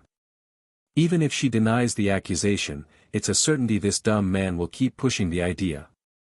If that's the case, she might as well pry out whatever plans he has in mind. I have already brought back Lan Yue's dowry, but I will also take them back with me in a bit. When the time come, you can just tell Lord Song that you've received them. From the very beginning, he had never intended to return these dowries. The reasoning for why he had gathered everything was mainly because of Di Tsang's men watching his every move. But whether or not Bai Yan really accepted these dowries were another matter. That's something out of Lord Song's control. Sneering, Bai Yan's gaze was full of ridicule, and why should I do as you wish? Because I know you are the leading prostitute of the flower brothel, that's why. Pompous in his posture, he confidently raises his chin. In addition, I also want you to tell Lord Song that the one from 6 years ago is your sister Ji and not you. Stealing the Dan pill. 3. Someone that doesn't put the interest of the Bai family ahead of everyone else doesn't deserve to be my son. Those from the Lan family aren't good people either. When Di Tsang came to force us to return the dowry, none of them even came forward to say a single word. If even one of them said something, would Di Tsang still insist on the matter? Gritting his teeth, Bai Zhengxiang's gaze turned exceptionally sharp. Raising a slight smirk, this was exactly what Yu Rong wanted to see. So long as her husband remains on her side, there's nothing to fear anymore from Bai Yan's end. This includes what happened in the past, it no longer matters anymore. Wife, you go rest first while I go pick up our daughter from the prison. Be sure to watch your body during this critical time. At the mention, the man's heart instantly started to hurt. Ji's been inside the prison for so long, I bet she must have suffered a lot. I just hope her face isn't harmed in any way, otherwise that's a big loss. This translation is only hosted on Catranslation, first giving a couple of instructions to the servant girls to care for his wife. Bai Zhengxiang then hurriedly ran off to the prison. Unfortunately for him, due to the lack of people to receive him, he can only wait outside the main door for someone to come out. This lasted from last night's evening to the very next morning. Lord Bai, why are you waiting here? The prison guard exclaimed as soon as he saw the panda-eyed man standing there. Twitching in the corner of his mouth, Bai Zhengxiang had to try extremely hard to suppress his anger at the question. Lord Song said as soon as I return the dowries, he will release my daughter Bai Ji. I've done as he asked, so I'm here to pick up my daughter. Now the prison guard was even more astonished in his eyes, but Lord Bai Ji had already been released a while ago, did you not know? What? Why did I not know, and why did no one from home come inform me? It can't be. I wasted the entire night waiting. Not looking good at all in his complexion, Bai Zhengxiang didn't utter another word. Instead, he promptly turned for the direction in which he came. And of course, there's no way he would be able to know that Bai Ji had in fact just been released from the flower brothel after being forced to take on the last customer. By the time he returned to his home, he just so happens to bump into the dispirited Bai Ji making her own way home from the opposite direction. Father! At the sight of her old man, Bai Ji's pent-up humiliation all came pouring out in one flow. Unable to keep her body upright, she loses her footing and fell forward to the ground with tears seeping out of her eyes. Ji! Screaming out this name in horror, Bai Zhengxiang rushes up to catch his daughter. What happened to you? How did you become like this? Bruised all over with her clothes in tatters, Bai Ji appeared absolutely horrible due to how pale her complexion looked. My daughter, I heard people say you've been abducted into the flower brothel. Tell me, is it Bai Yan who's behind it? Shuddering at the question, Bai Ji bites her lip before meekly responding, Father, I was inside the prison the entire time, not at the flower brothel. How can she possibly let anyone know about her horrific experience? Even if it's her own father, there's no way she can let anyone know. Otherwise, this man will surely abandon her too after learning she's of no value. Just recalling that nightmarish experience again, Bai Ji instantly became overwhelmed with weakness and closed her eyes in hope of forgetting it. Compared to the flower brothel, she would have preferred the punishment from the prison. Though the torturing sessions were painful, at the very least she would have remained intact. At the flower brothel, she could barely rest because of all the sickening men she had to serve. Then at night, that's when the true nightmares began. There were no ends to the things she was forced to do and take from the special parties organized just for her. In short, she's done things she never thought possible with her body. Whether it be inside or outside, something has definitely been broken. It's great that you weren't at the flower brothel. Bai Zhengxiang was definitely relieved to hear this. Only people like Bai Yan would sell herself to such an establishment. Such a place, it's better to die than to fall that low. Stealing the Dan pill. For, although Bai Zhengxiang wanted to send Bai Ji to Di Tsang's side, but never once did he intend to have his daughter service another man to achieve this goal. In his view, whether it be pre-marriage or after marriage, any women who loses their virginity or go out to cheat can only die for repentance. Father, did you say Bai Yan and the flower brothel are related? Holding her breath, Bai Ji forces herself to blurt this question out using that remaining strength in her vocals. A frosty chill flashed across the man's iris. Bai Yan is the leading prostitute of the flower brothel, this is already a well-known fact. That girl really is Lan Yue's daughter. If not for her mother's good personality and wealth, I never would have married that woman back then. Lan Yue was known as the kingdom's #1 beauty. Both virtuous and kind, any normal man would have prized such a wife. But in Bai Zhengxiang's heart, there's a blemish that can never be removed. This translation is only hosted on Catranslation. Prior to their meeting, the dowager had always wanted Lan Yue to marry into the palace that even the king himself had once intended to make the woman his queen. Though Lan Yue in the end rejected the proposal, this man here still held the matter to heart and never once forgave the supposed betrayal. Due to Bai Zhengxiang's own anger, no one was able to notice the hatred spewing out of the girl's eye in this moment. Bai Yan. It is Bai Yan. It must be her, the reason why I was taken to the flower brothel and forced to go through that nightmarish hell. I will never let you go, Bai Yan. Daughter, you first rest and look after your wounds. Looking at all the injuries and bruises on her daughter's body, Bai Zhengxiang's brow inexplicably curled into a knot, we must remove these scars, otherwise, this will be a great shortcoming when you marry into the Tsang manor. Tsang manor. Stunned by her father's word, she depressingly lowered her head. Father, how can I enter the Tsang manor when Lord Tsang treats me like this? You don't need to worry about this matter, I have a way. All you need to do now is to look after yourself and wait for Lord Tsang to marry you. Raising a smile of confidence, he firmly reassures his daughter. Sure enough, a flicker of hope once again ignited in the girl's eye as a result of this. In her mind, so long as she can marry that man, she's willing to do anything. Undoubtedly, whatever plan Bai Zheng Xiang had in mind was perfect. Pity though, before he could enact his scheme, another problem arose out of nowhere which causes him to regret for the rest of his life. On this day, Yu Rong's elder brother, Yu Fei and his family had just arrived at the city when they came across an incident on the street. A youth had just lost consciousness and the one tending to the patient was none other than Bai Xiao. This should have been nothing too eye-catching, but Bai Xiao just had to bring out a Dan pill to help the youth after normal means didn't work. When Yu Fei saw that round beady object in the boy's hand, his eyes nearly popped out as a result of the shock. Without thinking twice, he slashed out with his sword at the boy's hand. If it were normally, this slash wouldn't be able to harm Bai Xiao. Unfortunately in this case, due to the boy's focus being entirely on the unconscious youth, he was unable to notice the attack until it was too late. As for those tasked with protecting the young lord, these hidden guardians were literally scared out of their wits.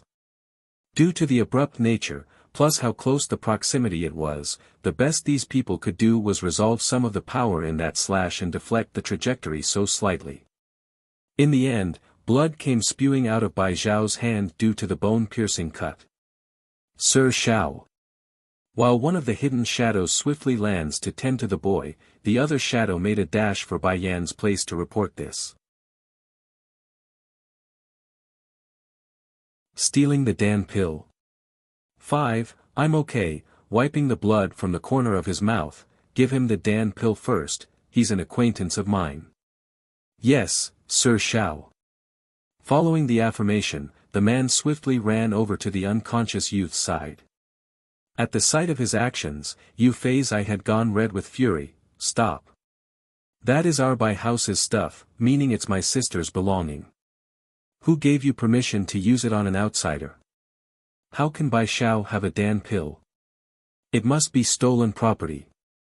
And even if he did obtain it with his own ability, he's a son of the Bai family, making his possession my sister's. Such good medicine, based on what can he give it to an outsider? If he's going to give it to an outsider, he might as well give it to me. Of course, this last sentence was the real reason why he wanted the pill. Father, that's a Dan pill, I want it. This translation is only hosted on Catranslation. The juvenile beside Yu Fei tugs at his father's sleeve, all the while staring intently at the beady object in the guard's hand.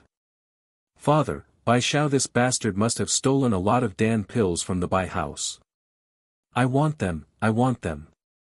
A young girl also came out from behind and started shouting this demand. Father, on what qualification does he deserve those pills? It should be us, not this bastard. Hearing the words from this pair of brother and sister, Yu Fei's face also softened. All right, I will get them for you too in a bit, don't worry. Apparently this man and his children had no qualms about taking other people's stuff.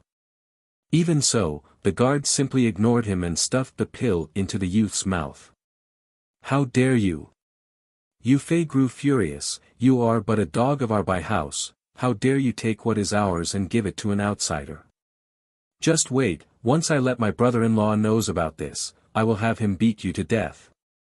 Since the man was willing to take orders from Bai Xiao, he assumed it safe to believe this guard was also working for the Bai house. Hearing Yu Fei's words, the man's face immediately turned cold. No matter what, he's still a sky-class martialist, a being that would be looked on in awe no matter where he went.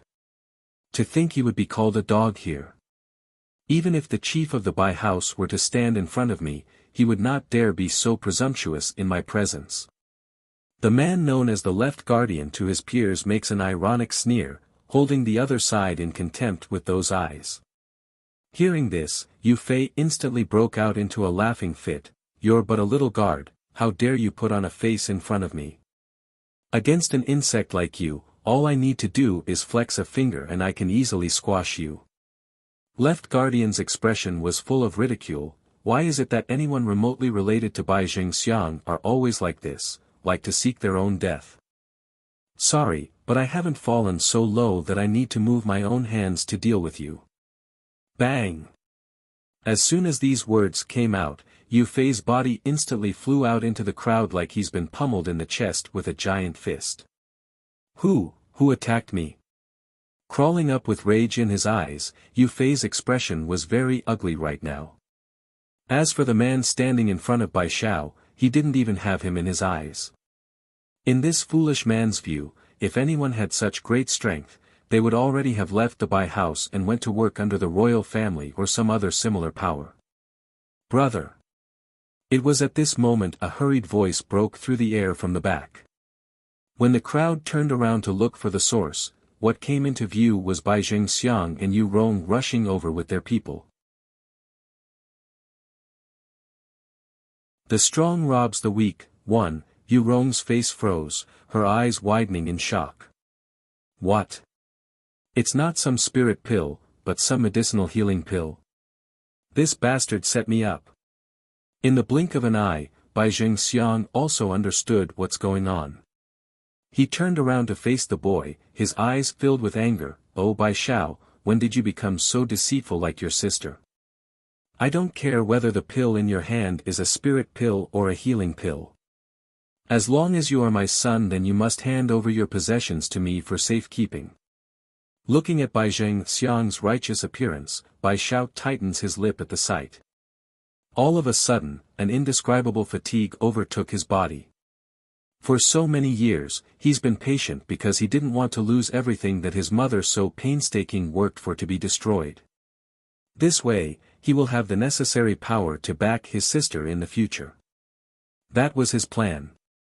This translation is only hosted on Catranslation, but now, he understands that with the shamelessness of these people, the Bai house will be destroyed before it reaches his hand. I, Bai Xiao, am fatherless and motherless. In this world, I only have one sister and a nephew. Based on what can unrelated people like you ask me of my possession? Damn you! Bai Jingxiang roars out, scolding his son in full force. Is it Bai Yan, that unfilial girl, who instilled these thoughts into your head? You used to be so good, but now that your sister is back, you suddenly became so disobedient. Husband, don't be angry, let me have a talk with him first. Seeing how more and more people were gathering with no end in sight, Yu Rong knew things cannot continue like this.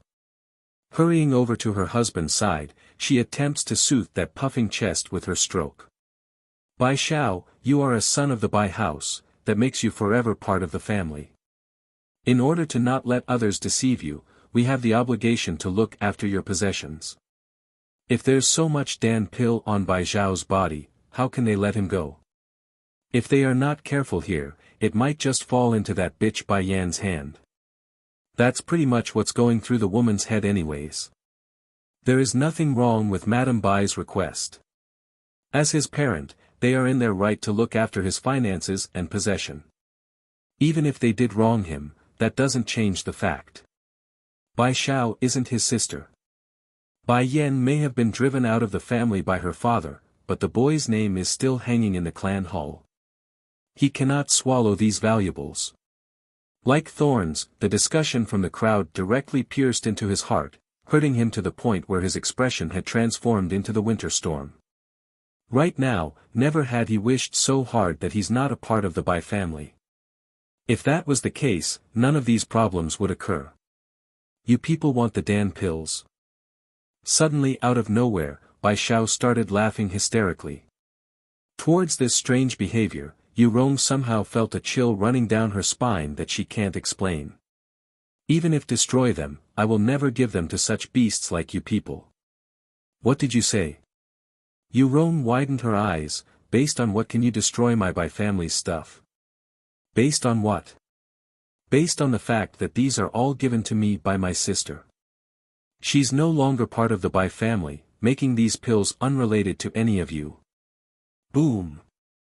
I can't do anything if you keep saying I'm a son of the Bai house, then what about my sister?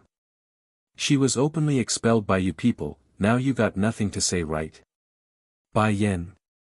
Yu Rong snickered at the statement. She's nothing but a leading prostitute at the flower brothel, how can she possibly get her hands on such valuables? Are you taking me for a fool? Though the name included the word leading, but in the end, such an entity was nothing more than woman that's ridden by any men who can pay the price. An existence of the lowest level. The Heavens Chapter 183 will not tolerate, 2, today, I, Bai Yan, will put my word out. The Yu family is dead, and whoever dares to get in my way will perish along with them. Bai Yan, Yu. Yu Rong was trembling, which causes her blood to seep even faster and draining all her strength along with it. Like his wife, Bai Zhengxiang was also staring intently at her. If one didn't know better, they might mistake this man as someone who's seeing an enemy who's killed his whole family. What are you staring at? Left Guardian was so angry at the man's attitude that he didn't think twice about slapping him across the face. Despite the humiliation, Bai Zhengxiang continues to stay silent with his face twisting into an ugly scowl that's no different from someone suffering from constipation. Even if he didn't have a brain, he did have enough insight to see that the foe was also at the sky rank in terms of cultivation. What's more, it's at the peak level, one tier higher than himself who's at the mid-level. This translation is only hosted on K-Translation, husband. Are you okay? A flash of panic exploded out of Yu Rong's eye as she glared daggers at Bai Yan. How can you let your patron treat your father like this? Turning even colder in her expression, Bai Yan didn't even look at the idiotic woman. Gao Yi, slap her for me. After this order, Gao Yi quickly appeared before Yu Rong to carry out the task. Since he was aching to do something of similar order to begin with, he didn't hold back at all. A brief while later, Yu Rong's mouth had swollen into a bruised lump of purplish red. Looking even worse than before, Bai Zhengxiang forcefully climbs back up and turns to his daughter. Bai Yan, no matter what, I'm still your father. Why must you be so cruel and refuse to listen? I only want you to repent and come back to the right path. Ladies and gentlemen, not giving Bai Yan a chance to speak, he continues, all of you come and see this. Look at how this good daughter of mine treat me. It's bad enough she's fallen in to become a leading prostitute at the flower brothel, she's now having one of her patrons humiliate her own family. Such a daughter deserves nothing but a miserable end. Not flinching in the least at the insult, Bai Yan only raised a smirk while letting the shameless man continue on with his rant. Sure enough, as more and more crowds gathered at the scene to listen in on his words, gasps and shock were hovering in the air. Oh heavens, did they hear it wrong? Bai Yan is the flower brothel's prostitute. The type that does on a regular basis for money. Just as everyone was astonished over the shocking news, an angry voice abruptly broke through the commotion. Bai Yan, I never thought you would be such a person. The voice was very familiar, so familiar that it caused her to raise a brow. Sweeping over to the source, Bai Yan can see it's the livid-looking Nangong Yi, Crown Prince. How surprising, to think you would recover so quickly after 200 rods. Going green in his face, Nangong Yi still haven't forgotten the pain from that ordeal. If not for his father's generosity of giving him a 4th-grade medicinal pill from the treasury, he would still be in bed moaning in pain. Unfortunately for this family, there were only 2 pills available. One was naturally for him, the other for his son. As for Bai Roa, that woman can only remain in the bed due to her injuries. Humph, if I didn't recover so quickly, I wouldn't have known the kind of disgusting deeds you've done. Crunching his fists into a tight ball, Nangong Yi's expression was very unsightly right now due to the anger burning in his eyes. If someone didn't know better here, they might mistake Bai Yan as having an affair behind the man's back. Ignoring the unrelated person, Bai Yan shifts her gaze back to her supposed father. I don't know who told you this lie that I'm a prostitute at the flower brothel, but I don't care either way. Maybe even in death you won't change that habit of yours in believing just any random lie. However, she smirked, raising an eerie chill in the air, you should never have harmed my brother. In this world, I will not tolerate anyone from hurting him.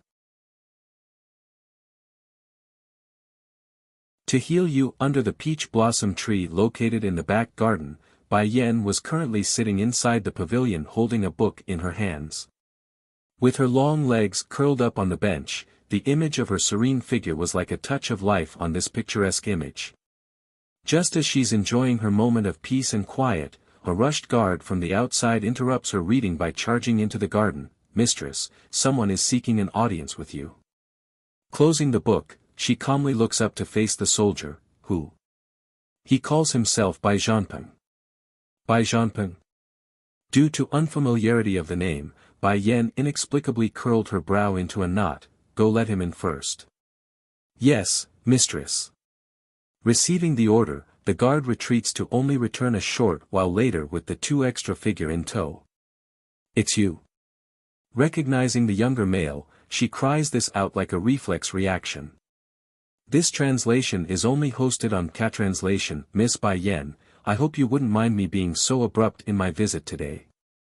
Raising a faint smile, Bai Zhanpeng attempts to help liven up his appearance. Sadly, due to that frail body and sickly complexion, there's no denying he's unwell. Slowly getting up, Bai Yan didn't hesitate to ask, I know it's my fault the other day in ping into you, but how did you find out about my place of residence? You've misunderstood me, miss, I did not come here to ask for an apology. Breaking out into a cough again, Bai Zhanpeng stubbornly forces a laugh to mask that outburst. I came today because I have a very good impression of you, that's why I'm visiting. If such words were to come out of any other random person's mouth, Bai Yan would no doubt mistake it for a flirting playboy trying to hit on herself. However, oddly enough, she didn't get such a feeling like it's a very good thing. Your body, after the brief interaction, she can tell the man before her was very sick and wouldn't have many years to live. This body of mine is already beyond help, and my trip away from home is also because I'm near my end. I want to find my long-lost sister so I can bring her home. When I saw you the other day, I felt like I was seeing my sister at my side again. Trembling in her heart, your younger sister, how old was she when she disappeared? By this year she should be closing in on 40 years old. I don't know how she disappeared, but 20 years ago she just never returned after an outing. Nearly 40. Then that means she didn't disappear while still in the cradle. Bai Yan was honestly a little disappointed here because she did have a tinge of hope there for a second. Your physical problem is very serious. If you don't mind the inconvenience, can I have a look? Loosening her tense brow, she bluntly asks. Young master, the elder standing beside the sickly man was very anxious after hearing the request. Just as he wanted to stop this, Bai Zhanpeng instead stopped him with a shake of the head. There is nothing to be inconvenient about. Miss, are you an alchemist? That's right. Without hiding her background, Bai Yan slowly stepped in front of Bai Zhanpeng and infused her spirit into the man's body for the examination. Shuddering at first over the intrusion, the sickly patient quickly relaxed himself after getting overwhelmed with a soothing sensation like someone bathing in the open sunlight. As nice as it was for Bai Zhanpeng, his follower on the other hand didn't look so well. Practically sweating down to his underwear, the elder was praying to the heavens that things would turn out well. The reasoning, if Bai Yan tried anything in this state, no one can stop her. Fortunately for this loyal servant, Bai Yan's spiritual intrusion only lasted for a short while before she pulled out. With a dignified face of a healer facing a patient, she asked, "Did you get seriously injured 10 years ago?" If you like this translation, consider donating for an extra release or simply turning off adblock helps too. To heal you, Bai Zhanpeng nodded, yes, I was actually injured by my enemies 10 years ago. Then there's no mistaking it then. Though 10 years ago an alchemist managed to save your life with a Dan pill, but because he couldn't complete the job, your enemy's residual energy had continued to wreak havoc inside your body over the years. Bai Zhanpeng was stunned by the girl's ability to know this much. Making a wry smile, everything that you said is known to me, but I too know that if I forcefully remove the wisp of energy, it will cause severe damage to my meridian. If living means I will become a cripple, I would rather die than to lose my dignity. Who told you such a silly thing? Raising a smirk, Bai Yan shifts her sight onto the napping white tiger cub currently basking in the sunlight not far away on the ground. Little Rice, I have a mission for you. Without delay, Little Rice swooped into Bai Yan's arm and looked on with disgust at the sickly man. This human isn't even a great beauty. To think mistress would want me to suck out that wisp of energy from him, and oh way. 2 plates of dompa pork. Bai Yan grits her teeth to say this. Note, dompa pork is a Hangzhou dish which is made by pan-frying and then braising it until it practically melts to the touch.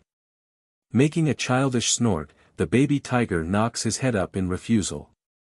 I won't sell my dignity for merely 2 plates of dompa pork.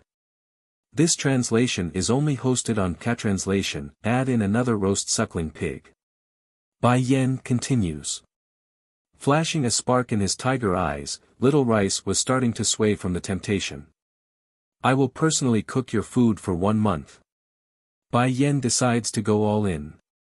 Sure enough, Little Rice was sparkling with stars in his eyes now. Without delay, he pats his cute little paw with Bai Yan's hand to seal the deal. All right. What shitty dignity, in front of great food, it's all bulls. Hit. Plus I don't have to abuse my poor tummy now, not so bad at all. Getting what she want, Bai Yan turns around to face the sickly man, go with him. He will suck out the wisp of energy from your body. This left Bai Zhanpeng and the old elder very surprised there. There are countless alchemists inside the medicine sect who couldn't do a thing against the wisp of energy, but now the girl can solve it with only a few words and a promise. Miss Bai Yan, Bai Zhanpeng's mouth carried with it a tinge of bitterness, this condition had been plaguing me for over 10 years. Even if you can remove the wisp of energy from me, my body will still fail after being destroyed so thoroughly. At best I will only have a few years to live. King her brow, Bai Yan thought nothing of the man's worry, since I said I have a way then there won't be an issue. If you trust me then go with him. Young master. The old elder was anxious now. He knows, if the young master were to be given a choice now, he will surely pick to believe this unknown young master, it's better to be safe than sorry. Bai Zhanpeng sends a questionable glance at the elder, I don't have much left to live anyways. What harm can there be in believing her? At that, the sickly man turns back around to face the baby tiger, lead on. Meow. Calling out as a cat, Little Rice still had the look of contempt in his eyes. But before the tiger cub could leave, Bai Yan quietly gave him a wink to signal something. In response, Little Rice blinked his eyes to show he understood. Young master.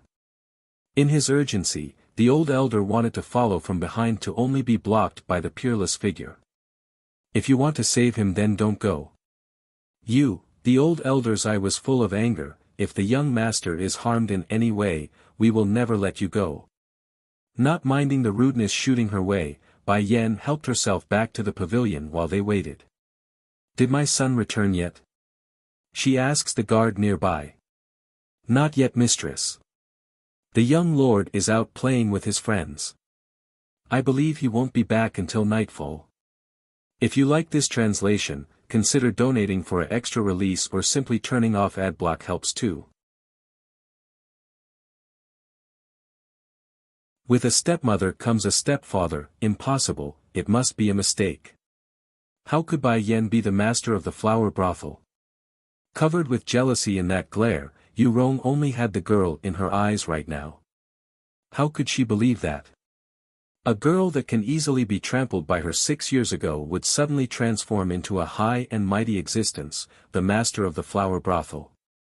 Even if the flower brothel were to submit to someone, it should have been my daughter by Ji and by Roa, why this bitch? That Hualuo has the worst sight in this world.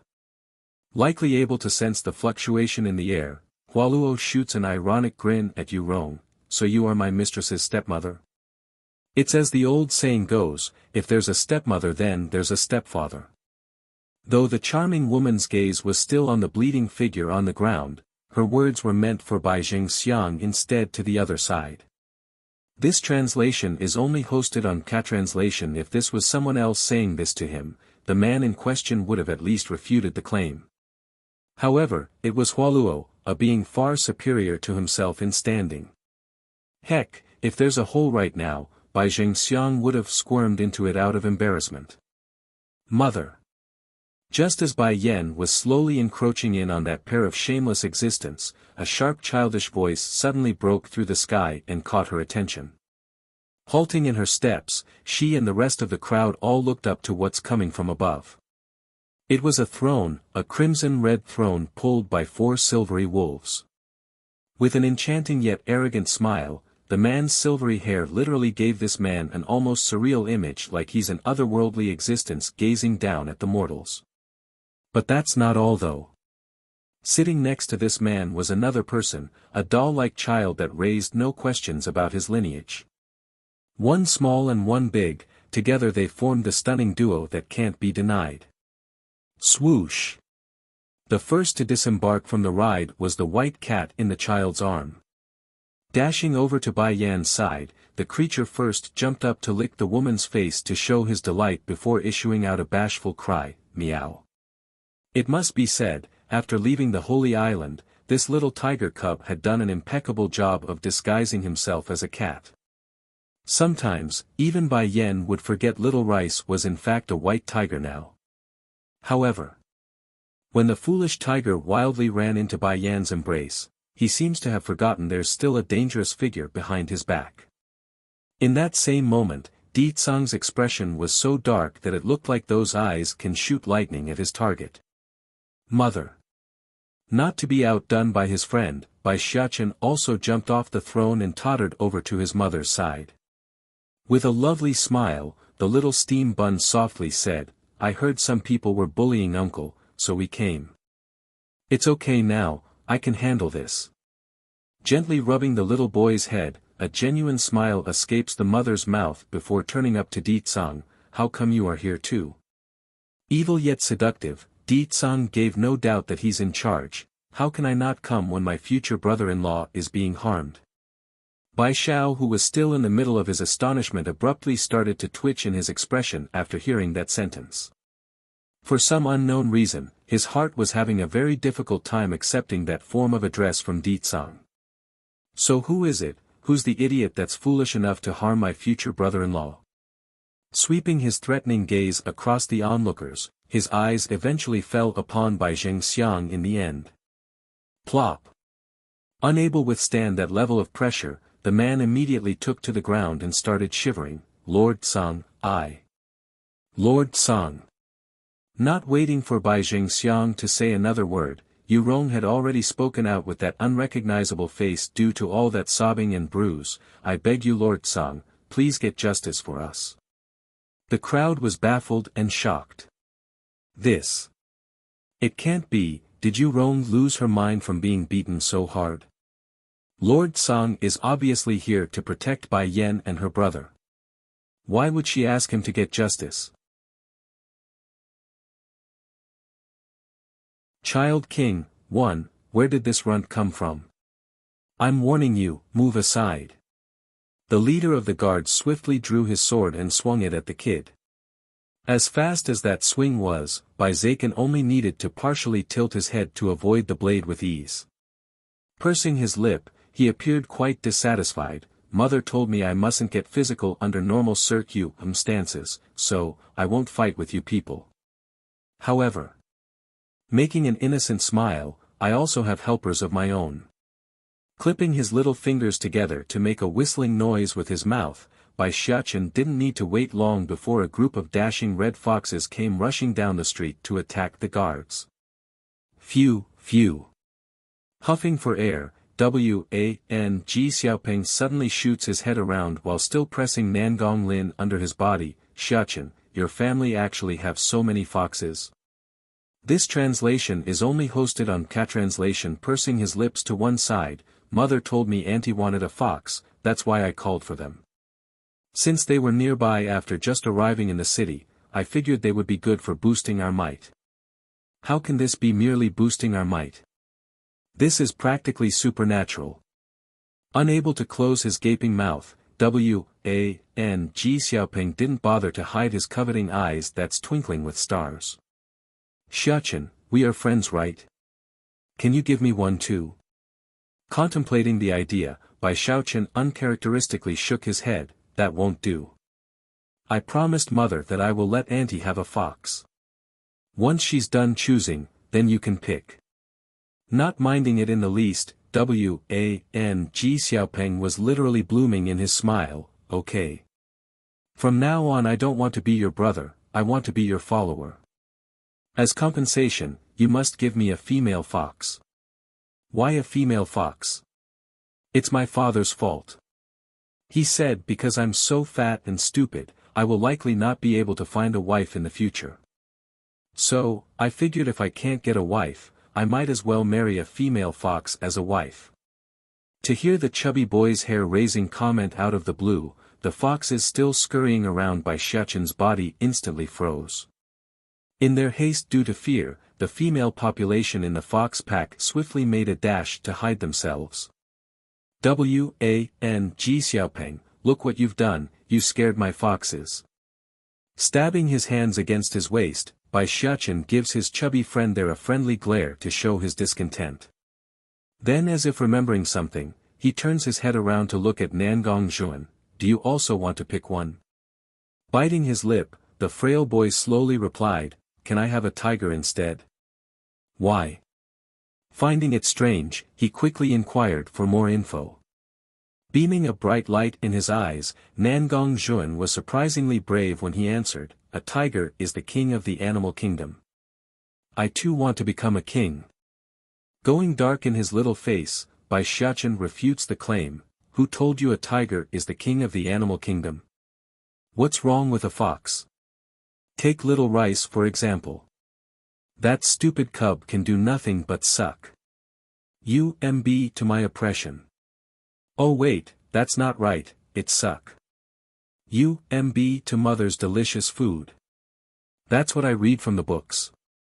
Scratching his confused head, Nangong Zhuan didn't understand why his friend was so irritated. Am I wrong?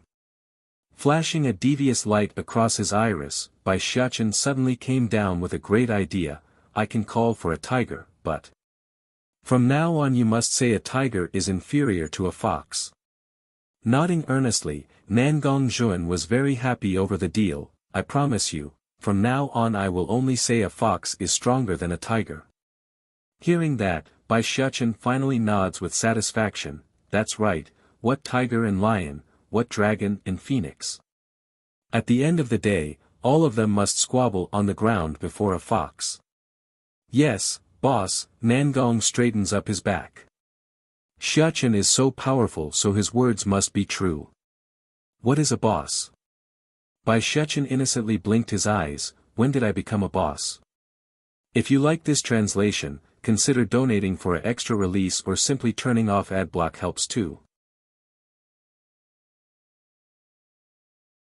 Child King, 2, did Ji Xiaoping not say by taking your demon beast, we will be your follower? A genuine smile floats out of Nangong Zhuan's happy face, and, I think that by following you, we won't lose out. Smacking his little head like he just became enlightened, Bai Xiachen proudly pats his friend's shoulder with glee shooting out of his eyes. That's right, follow me and you won't have to worry about not getting meat. Watching how easy his friend over there was able to toy with the newcomer, Ji Xiaoping, chubby, was starting to get bored of his own fight. In one squat, he directly takes a seat on top of his victim. I'm tired, I need a break so stay there. PFFF. Due to the heavyweight that's known as this chubby kid, poor Nangong Lin, bully, could only splurge out a mouthful of blood before losing consciousness. It's getting late so I have to go back first. Mother is waiting for me to eat dinner.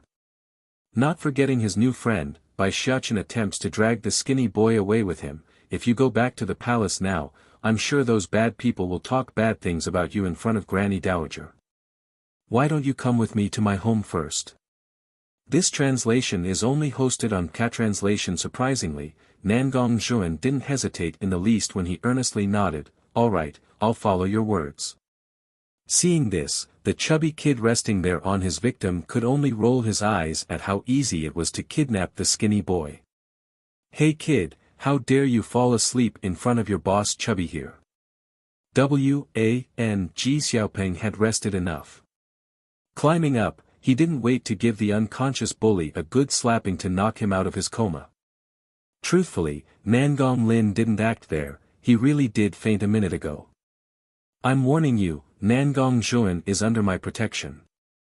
If you bully him again, watch and see if I won't drag you into a dark alley to have a bunch of men go at you. Knocking his chubby face up proudly, Ji Xiaopeng only learned of this saying while he was eavesdropping on a ruffian trying to threaten a woman the other day.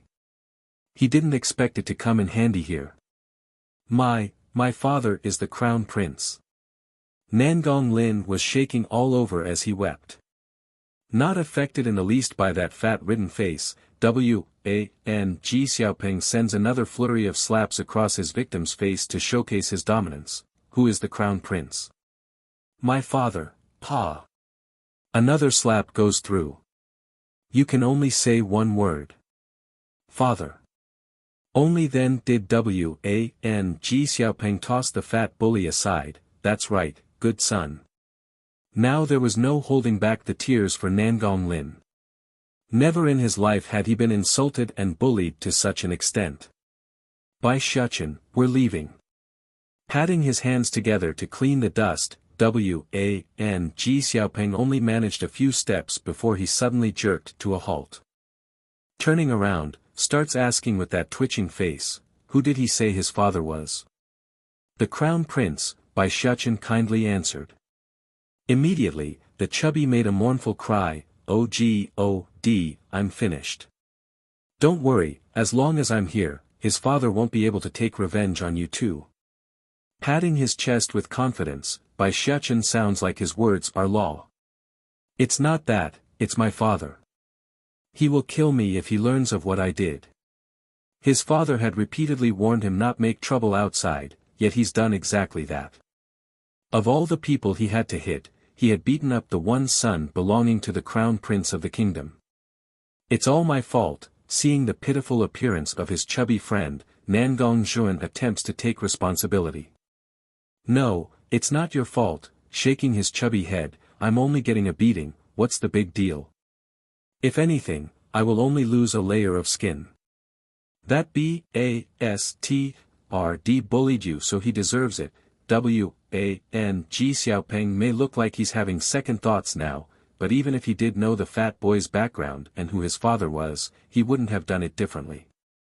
Not like my old man will really beat me to death for something so small, right? Forget it, you two go back first. Waving his hand to shoo the two boys away, the chubby kid accepts his fate even if that face said otherwise. A bit uneasy over his friend's expression, Bai Xiachen offers his own form of help, I'll be next door. If anything, just yell and call for me. I will rush over to save you. If you like this translation, consider donating for an extra release or simply turning off adblock helps too. This is my father.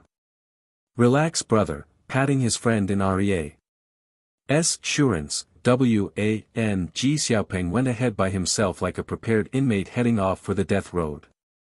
But as soon as the kid stepped through his home's doorway, a powerful hand had stretched over to grab him by the ears. Stinking brat, tell me, what sort trouble did you make outside today? Father, gentler, gentler. With a dead man's face, the chubby kid pleads for mercy. I didn't make any trouble, I really didn't. No trouble. If you didn't make trouble then why did you beat up the crown prince's son? Ji Dichio, father, snapped back at his son's lie. This translation is only hosted on Catranslation Talk About Fast. Seriously, Wang Xiaopeng didn't expect his father to catch wind of the news so quickly. Father, it's that Bastrd's fault. He's the one doing the bullying, I only stepped in because I couldn't watch anymore. At that, the chubby kid puts on a grievance face, and, my friend by Xiachen also had a hand in this. If you don't believe me, ask him. Loosening his hand from the brat, Wang Jidiqiu suspiciously eyed his son, Xiachen also had a hand. It's true, that Bastd bullied Xiachen's friend, that's why I couldn't hold back. Oh. If even Xiachen is involved then it can't be wrong, giving a warning glare to his son, in the future, you must follow his words.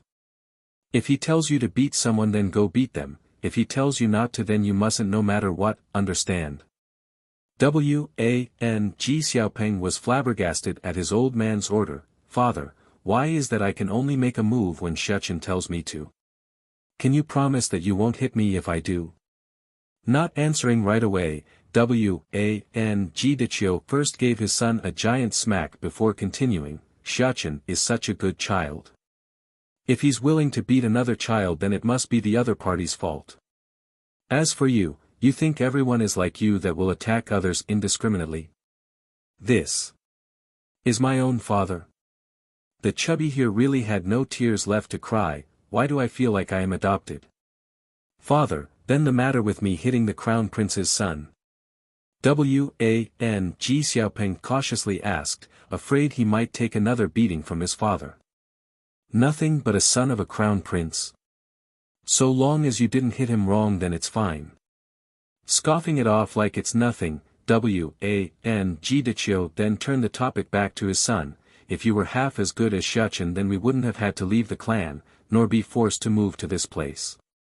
Afraid his father wouldn't let him off once the ranting starts, Wang Xiaopeng was smart enough to sneak away while the old man wasn't paying attention. By the time Wang Jidiqiu had come to his senses, that small chubby figure was already long gone, this brat, he really likes to be whacked.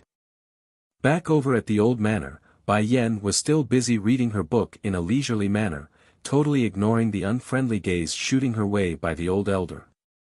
Mother. A soft mellowing voice drifted over from the rear. By the time Bai Yan looked up to search for her son, Bai Xiachen had already pounced into her arms to give the woman a heartwarming smooch on the cheek. I'm back mother. And guess who I brought with me, Nangong Zhuan. Pric, king her brow, only then did Bai Yan notice the frail-looking kid quickly running over. Apparently Nangong Zhuan was still somewhat uncomfortable. A bit stiff, his eyes revealed a speck of envy at his friend's fortune. If you like this translation, consider donating for an extra release or simply turning off adblock helps too. I'm willing to be your disciple, Bai Yan couldn't resist a laugh, he's still a child in the end. Xiachen had always been lacking in company. If able, do you want to stay by our side? Looking on in disbelief at the woman before him, Nangong Zhuan almost couldn't keep his words clear, I can stay. If you want to stay then no one can drag you away, slowly getting up, Bai Yan revealed a welcoming appearance. Also, I can see your talent isn't bad, just that they've been buried over the years. If you want, I can take you as my disciple. Are you willing? In the eyes of the child, joy was overflowing, yes, I want to stay. Xiachen, patting her son's head, you go with him to wash up, I still have other things I need to attend to. In addition. In a flip of her hand, Bai Yan pulls out a bottle of medicine for the young boy. This translation is only hosted on Catranslation, this medicine can cure your internal injuries. After you finish recovering, I will have you begin your training. Watching the precious bottle placed before himself, Nangong Zhuan didn't try to hide the strong level of emotions running through his eyes. Conviction quickly showed itself on the boy's face. Shifu, in the future I will definitely stand at the top and not let you down. As per his vow, the young prince would eventually reach his goal while never forgetting the ones who changed his fate forever. Nangong Zhuan, come, I'll show you to your room. Excited in his action, the little steam bun quickly ran towards the inside to show off his home. Watching the two kids enjoying themselves so much, as a mother and now a shifu, Bai Yan couldn't resist breaking out a smile at the scene. Miss Bai Yan's eyesight is quite good, a complex look gripped the old elder's face, to think you would come across such a talented sapling. Not showing humility at the praise, Bai Yan takes a sip from the tea handed to her by the nearby maid, so you noticed it too. That child carries pride in his very core. Such a portmanteau will no doubt give him a bright future, so how can I not bring him to my son's side? Moreover, the kid was her son's friend. It's unavoidable that she will be more lenient when it came to children of this age group. Whether or not he can be extraordinary in the future is hard to say. What I do know is that he will need more than just luck, he will need a shifu that's willing and capable to help him. Making a lamenting sigh, the elder then continues like he just missed a great opportunity. I can see his strength is very low, so I may something he's been neglected for over the years. It's precisely as the old elder said. From the very day Nangong Zhuan was born, his mother had set away, leaving him all alone in this world. Even if a person was talented, it's useless if no one can be there to nurture it. Are you trying to steal him from me? Raising her head, Bai Yan looks on meaningfully at the tempted elder. I won't deny that I am somewhat tempted by the child's buried talent, but the current me don't have the energy or time. To me, the only thing that matters is my young master's well-being. Miss Bai Yan, I must give you this warning. If anything happens to my lord during the treatment, you won't be able to escape responsibility. Just as the old elder had finished his speech, Bai Zhanpeng, sick man, also arrives at the scene under the leadership of Little Rice. Unlike before, his appearance didn't look so weak anymore. Young master.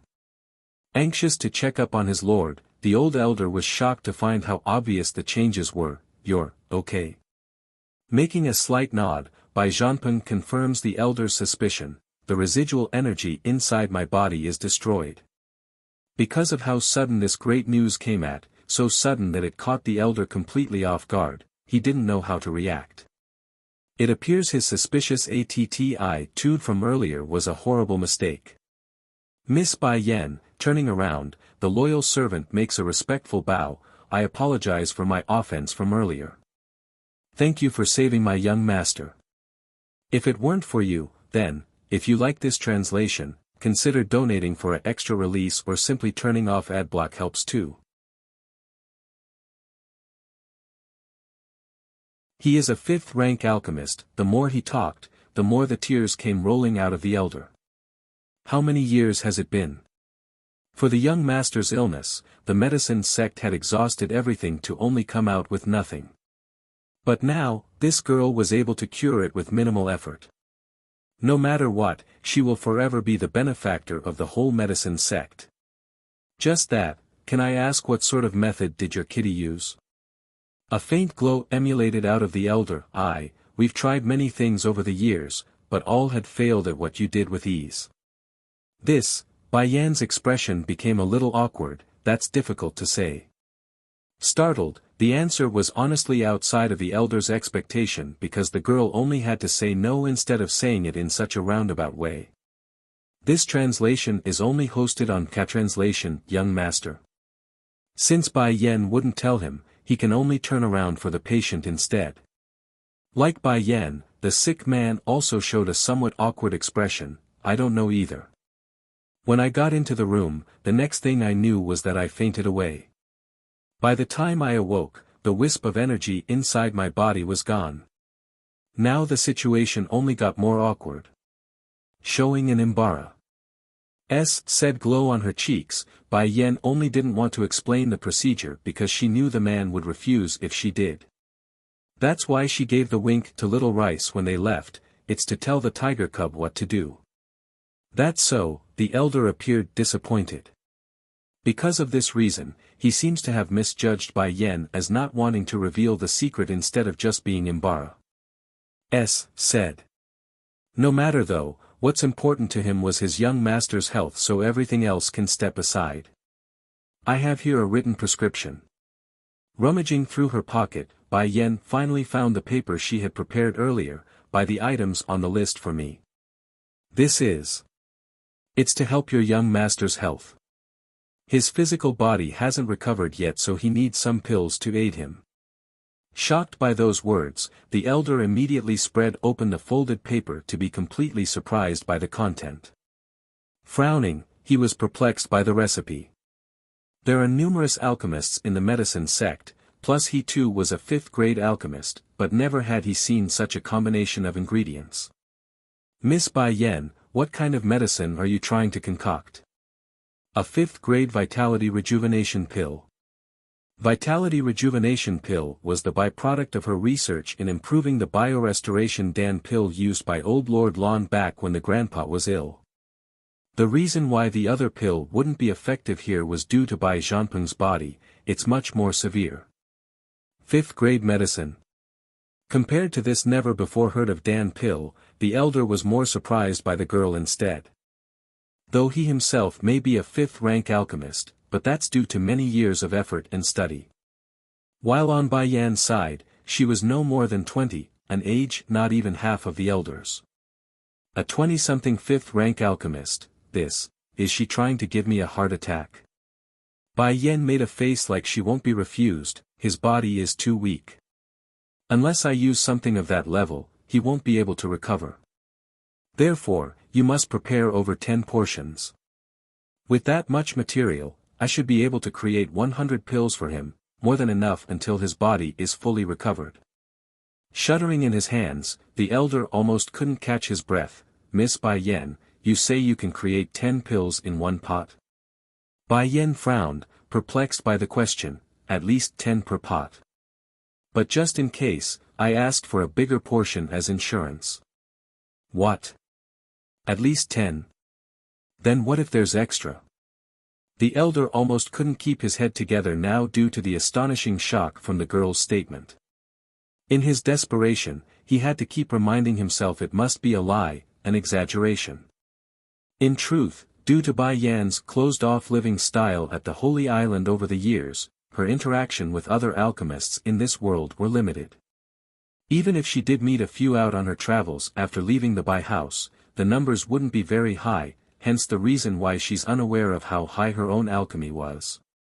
There shouldn't be that many as bad as her own 3 shifas, right? If you like this translation, consider donating for an extra release or simply turning off adblock helps too. Music Valley's Mistress, 2, I can allow Bai Yen to become my side wife, however, raising a smirk, Nangongyi pauses before continuing, I won't allow her bastard child into my house. Bai Ruo too also raised an imperceptible smile at her husband's declaration. Husband, don't worry, I can assure you my sister will do it. She's a smart person, she will know what's best for her. Di Tsang may be strong right now, plus she has the flower brothel in her hands, but neither of them can match up to our son's status. Our son is born under the worship of the animals in this world, making him destined to be extraordinary. Even it is Di Tsang, the only future awaiting that man is kneeling before our son. A faint sinister glow beams out of her eye. Like his wife, Nangongyi's expression also improved somewhat. If she really is so smart, why did she refuse me and chose Di Tsang instead? So what if Di Tsang is powerful? In the future, this kingdom and the world will eventually be my son's. By then, I will have that man never be able to stand up again. Husband, making a faint chuckle, Bai Ruo puts on a confident face. That's because back then you didn't love her.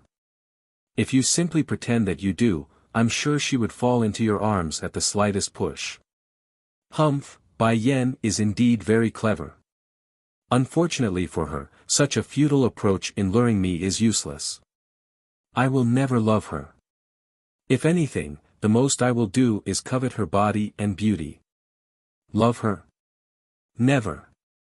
Slowly exhaling a breath of relief, Bai Ruo only said all this because she was honestly worried her husband would fall heads over heels for that girl. My love, you get a good rest first, I will go deal with this matter.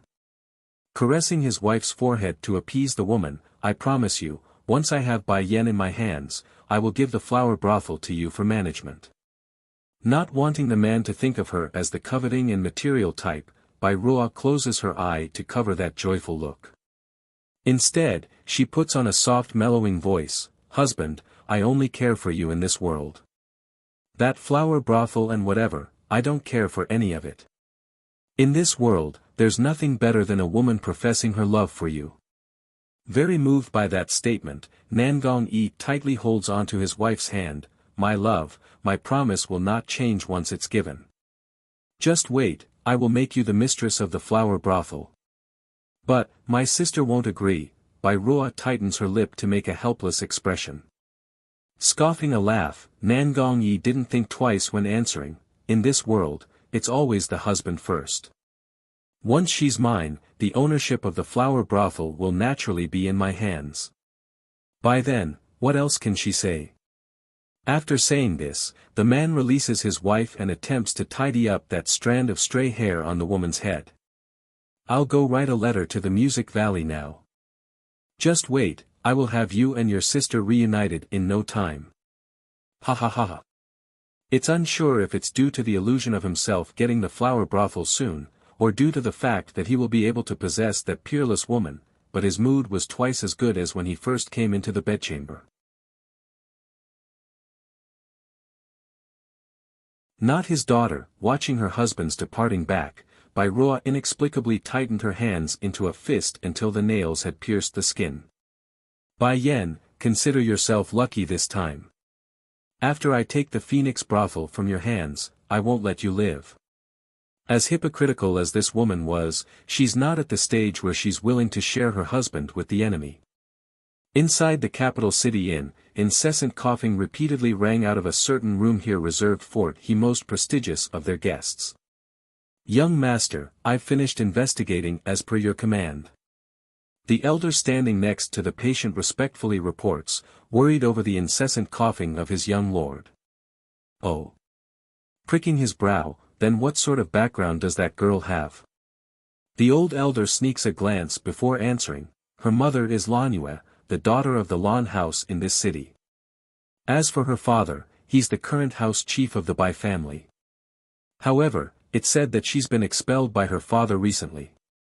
This translation is only hosted on Translation. Frowning, the middle-aged man became doubtful, are you sure that her mother is the lady of the Lan house and that she isn't adopted?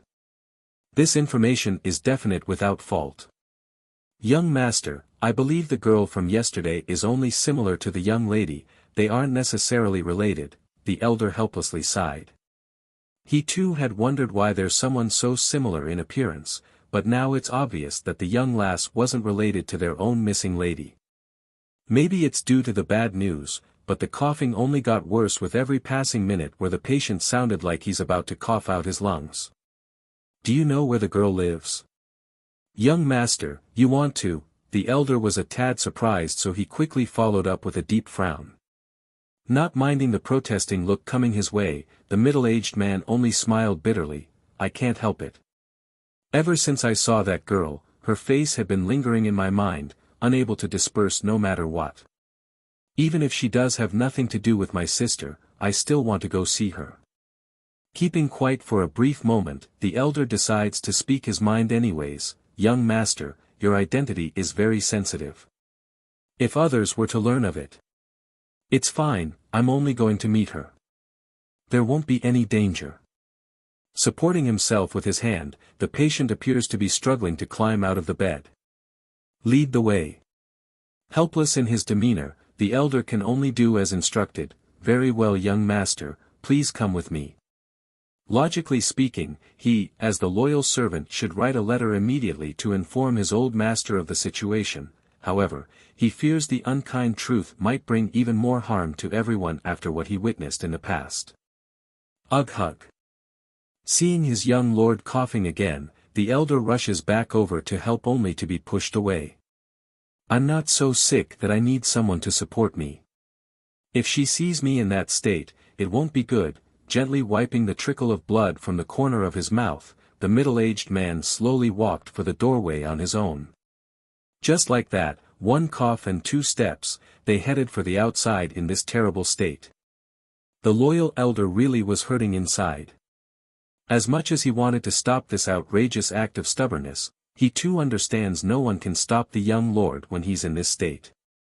Together, they spent over 30 minutes to reach the old manor, which would normally take no more than half of that time for any old regular person. "Who are you two, and what do you want?" The 2 guards standing watch sternly yelled out this question at the sight of the strangers coming their way.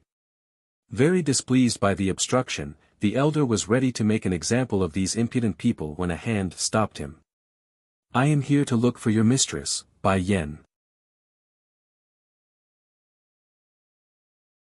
"A business deal, too." With that said, he then turns back to Bai Yen with an open grin. "Can I ask for your name?" "It's Bai Yen." "Miss, your surname is Bai. Then Xiachen follows your name?" Wan Jidichio was a bit surprised there. Under normal circumstances, Bai Xiachen should be following the father's name, not the mother's. Seeing Wan Jidichio's astonished reaction, Bai Yen raises a smirk and said, "Is there something else?" "It's like this. Earlier I had learned from your son that you are in possession of some Dan pills. Can you sell them to me? I will pay however much you like." Wan Jidichio's eyes were glowing like a wolf staring at its prey, hungry and craving for meat. Pondering in silence for a moment, Bai Yen in the end responded, "What grade are you looking for?" "3rd grade or higher is enough." "All right. I can provide you with anything below 5th grade. As to the price, I will have my people come negotiate with you." This translation is only hosted on Catranslation. Wan Jidichio's heart had literally tensed up due to quick confirmation. At most he only expected Bai Yen to provide him with some 3rd or 4th grade Dan pills, not some high-level stuff like some 5th grade. This is no different from a great surprise. "Pricing is not an issue. May I know when you can provide me with the products and how much?" "The 3rd and 4th grade pills will be 100 each per month. As for the 5th grade ones, I will need you to provide the ingredients instead. As to the number, it will depend entirely on luck as to how much I can make." Wan Jidichio's eyes grew even brighter. "She can make? Then doesn't that mean this Miss Bai Yen is a 5th-rank alchemist?" "Okay, I'll leave all of that to your expertise. As for the payment, I'll be sure to make it fair for you. It's not his money that's being spent anyways, it's the main branch who's paying, meaning he can accept it no matter how high it goes." Not saying anything more, Bai Yen turns for her home. In a blink, her figure was gone from the Wan family's view. "Father, you are plotting something, aren't you? A greedy person like you would never be so easy to negotiate with." Wan Xiaopeng looked puzzled at his old man. "What's nonsense are you saying?" Huffing with displeasure at his son's accusation, "Remember those pills Xiachen gave you? I sent one of them to your grandfather.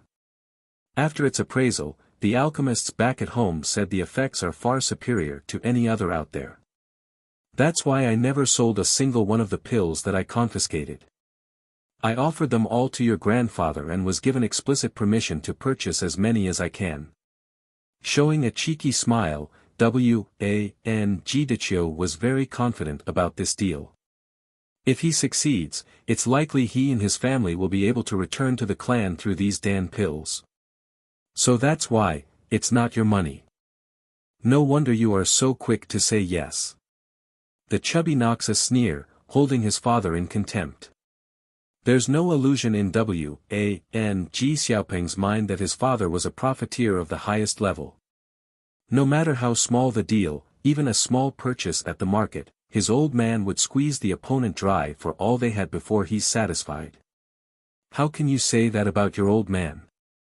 Since you won't be inheriting the main household anyways, why not take advantage of this fact and benefit ourselves and our friends in the process?" Shooting his inconsiderate son a glare, the greedy man really wanted to give the kid another smack. This was his main purpose, to take a big cut out of the main family. He only left the main clan because he was forced to, not because he wanted to. As for why he had to, his older brother and nephew definitely had a hand in pushing for the outcome when they were down. Scratching his head, the chubby was still uncertain over his old man's plan, but will Grandpa agree? Ho ho, showing a devious smile, Wang sounded very confident. I have already informed your grandfather ahead of time. I said the reason why these Dan pills are so good is because the alchemist in question had overspent their time in concocting this batch. Therefore, it's limited and can't meet demand. If you like this translation, consider donating for an extra release or simply turning off adblock helps too.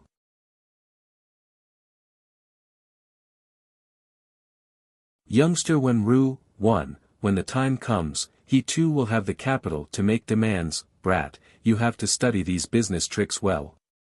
Even if you can't inherit the main family's fortune, you must at least be able to fend for yourself and not be butchered to death.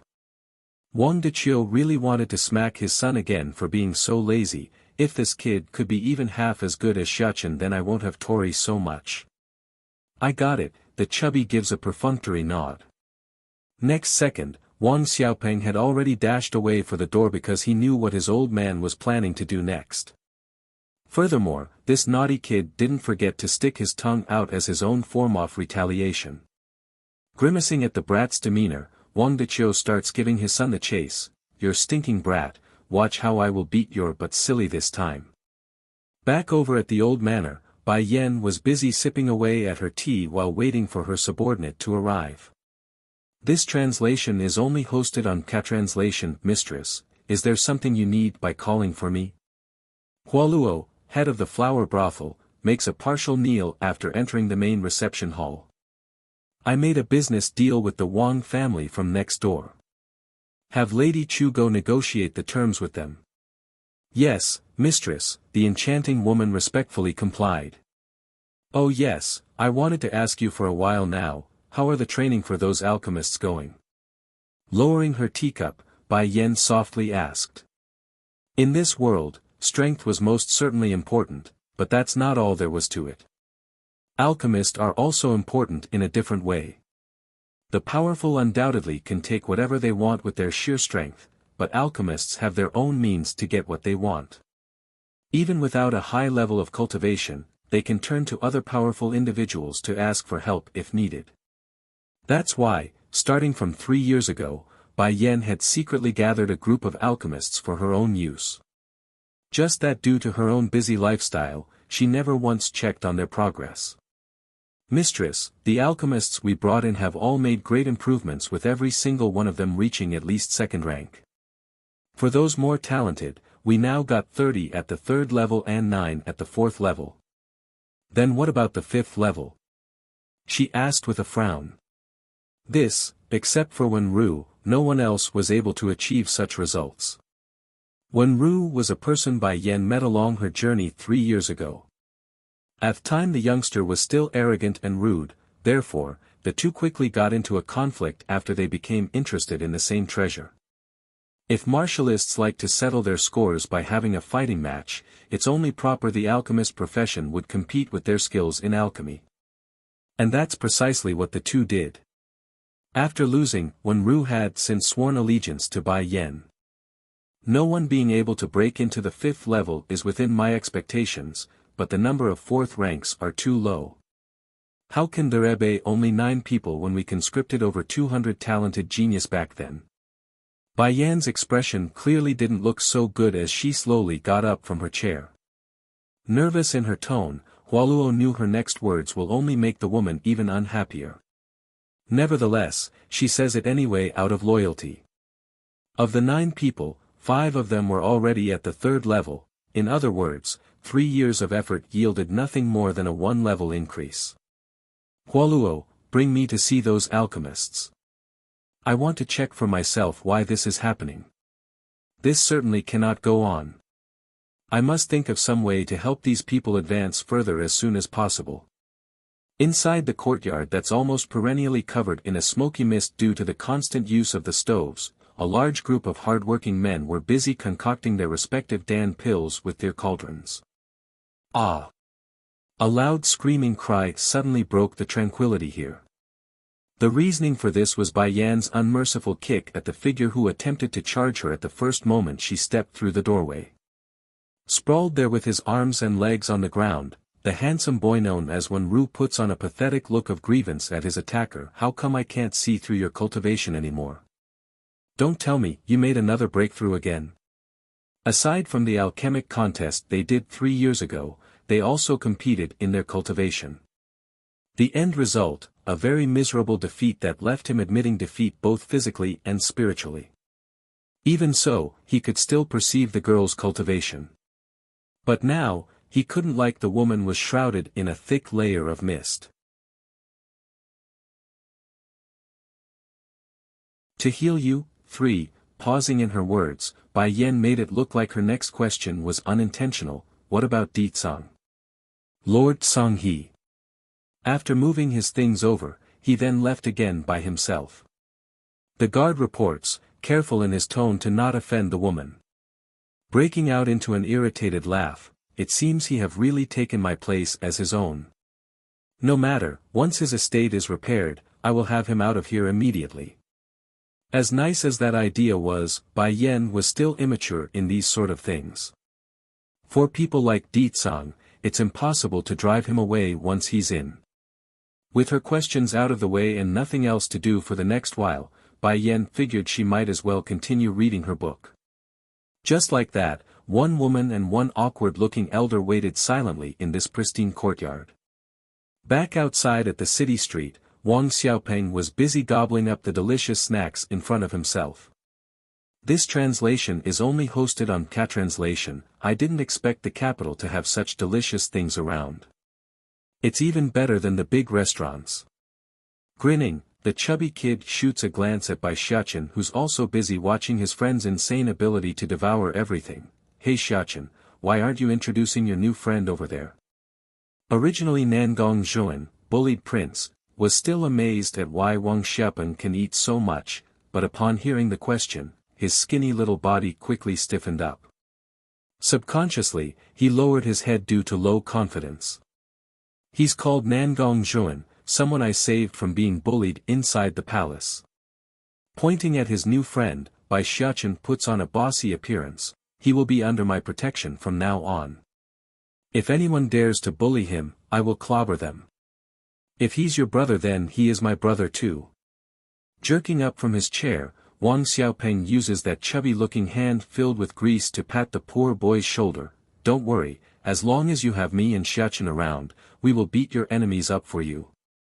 As if to meet that vow, Bai Xiachen suddenly points his finger at the background. Xiaopeng, your chance is here. You see that fat kid with the bunch of soldiers tailing him? He's the one who's been bullying him. Following the boy's line of view, the chubby kid soon caught sight of the mentioned group. Rude and pompous in their demeanor, these people are exactly like the way Bai Xiachen described them. Holy! There is actually someone fatter than me. Immediately pulling up his sleeves, Wang Xiaopeng looked like he's ready to go at it. It's bad enough he's fatter than me, but he's also bullying my friend. Just watch you two, I will show you how to properly teach a person not to mess with us. Leaving only these words behind, the chubby kid instantly shot out like a cannonball for Nangong Lin's, bully prince, location. Let's go, we will watch from the side. Pulling his new friend along, Bai Xiachen's eye was twinkling with delight at his enemy's misfortune. Startled there, Nangong Zhuan sounded hesitant. Isn't this sort of bad? He's not afraid of his enemy per se, he's afraid of Wang Xiaopeng getting into trouble for his sake. Just as Nangong Zhuan was still struggling to come to terms on what to do, Wang Xiaopeng had already pounced onto his target and knocked the fat bully to the ground. Using that greasy hand, he starts pummeling the frightened target screaming for help. Royal grandson. The guards were all gripped with shock at the suddenness of it all. Just when they were ready to aid their lord, a spooky figure had already blocked their path. Aren't you people ashamed of yourself? A fight between two kids doesn't need the intervention of us adults. Knocking his small little head up, Bai Xiachen seems to have forgotten something. He too was but a 5-year-old child. Little bully wants to tame a beast, one, twitching in the corner of his mouth, when Ru practically jolted backwards like it would make a difference. I was just joking. Don't kid around. What sort of place is the flower brothel?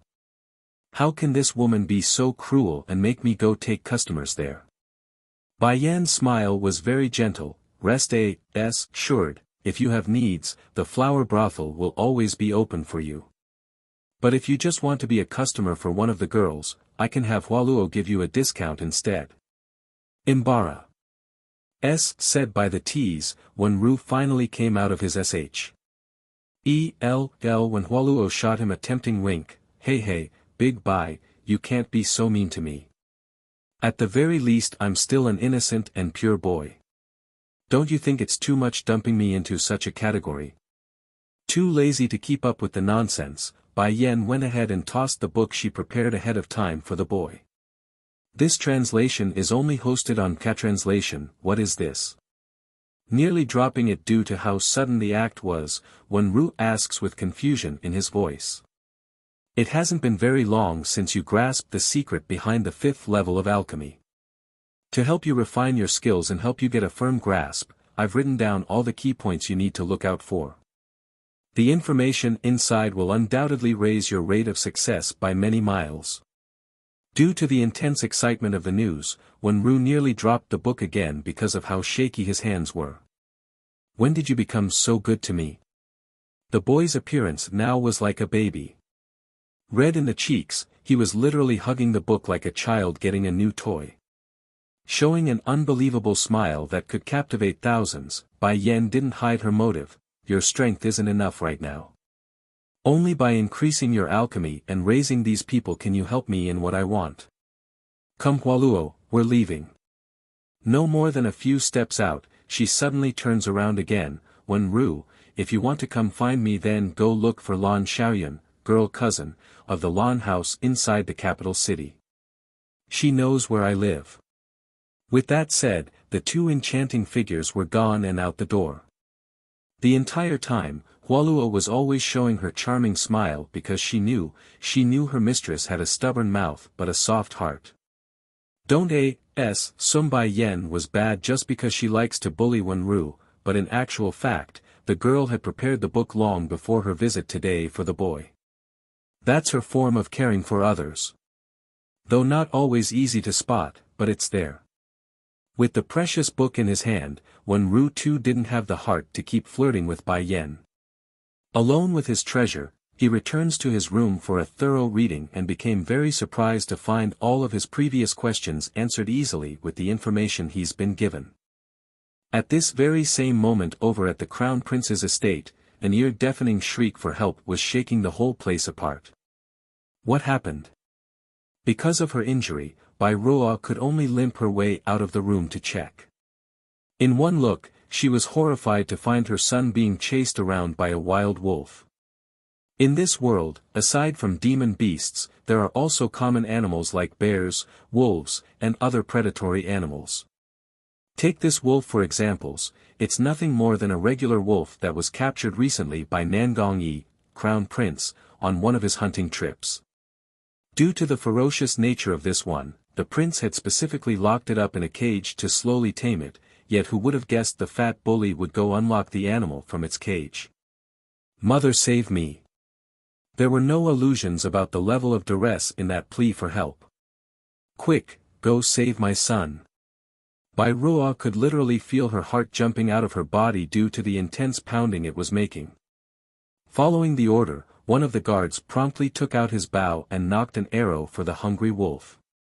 Because of the sharp aim from this soldier, the arrow landed precisely at the wolf's eye, blinding it in the process and saving the child from being gobbled up in the nick of time.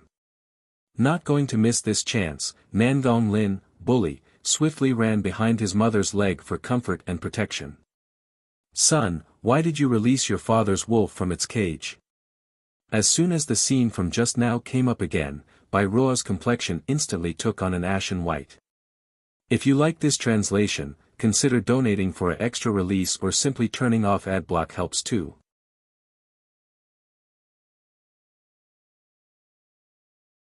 Little bully wants to tame a beast, too, mother. They say the one who is worshipped by the animals must have the ability to tame the creatures. I want to tame this wolf to prove I am the most powerful person in the world. Hearing the aggrieved tone in her son, Bairoa's voice promptly turned sharp. Who is it that told you these things? It's Bai Xiaoqin's, little friend's parent. However, before the fat kid could finish the ending part of his sentence, the woman had already summed it's that rascal Bai Xiaoqin's fault. Huffing with clear anger in her rapid breathing, it took a rather long time before Bairoa could return her gentle gaze back down to the child in her arms. Son, you must always remember that you are the most prestigious person in the world. That Bai Xiaoqin is only jealous of your status, that's why he's trying to manipulate you and confuse you. Despite the comforting words, the fat bully only looked up with his teary eyes. Then why did that wolf not listen to me?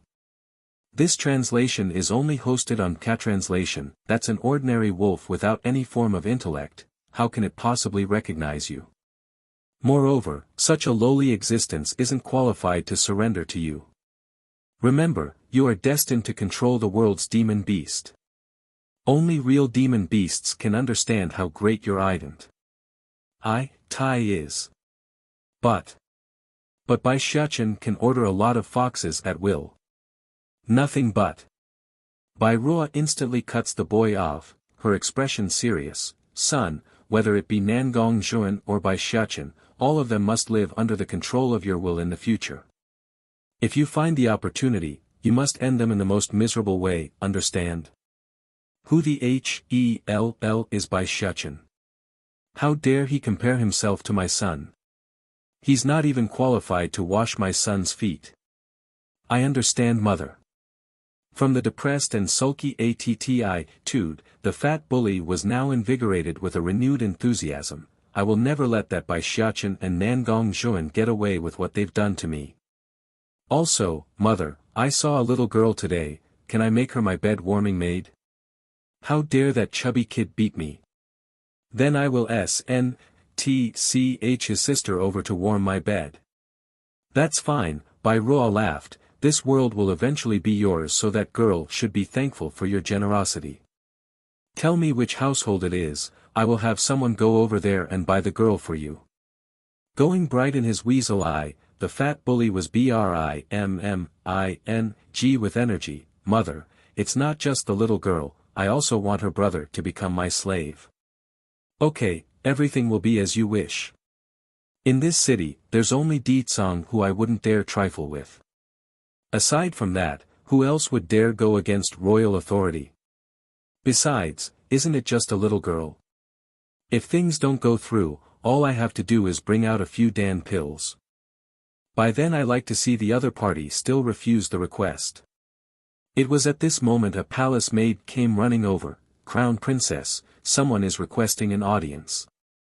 Slightly wrinkling her brow, Bairoa asked, who is it? The person said they are from the Music Valley. Music Valley? Evoking a sinister smirk, finally, they are here.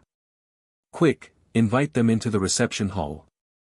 I will arrive in a moment. Yes, Crown Princess, making a respectful bow, the maid quickly disappears from Bairoa's view. First making sure her son was well taken care of by the maids, Bairoa then headed for the main hall herself. But due to the injury on her hind, the speed that she moved at was awfully slow despite being supported by several servants. Back over at the reception hall, a female character donning a gorgeous blue dress was already sitting in wait by the time Bairoa arrived at the scene. Aside from those mountainous things in the front, everything about this person radiated a stunning presence. This was especially true with that face because that milky complexion looked like it could literally be milked if squeezed. If you like this translation, consider donating for an extra release or simply turning off adblock helps too.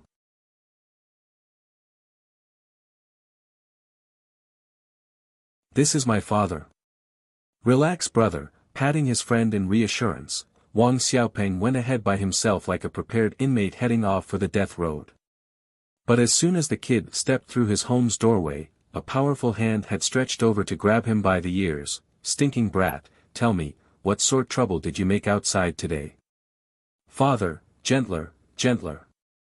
With a dead man's face, the chubby kid pleads for mercy. "I didn't make any trouble, I really didn't." "No trouble? If you didn't make trouble, then why did you beat up the crown prince's son?" Wang Deqiu, father, snapped back at his son's lie.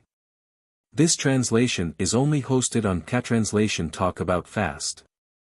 Seriously, Wang Xiaopeng didn't expect his father to catch wind of the news so quickly. "Father, it's that bastard's fault.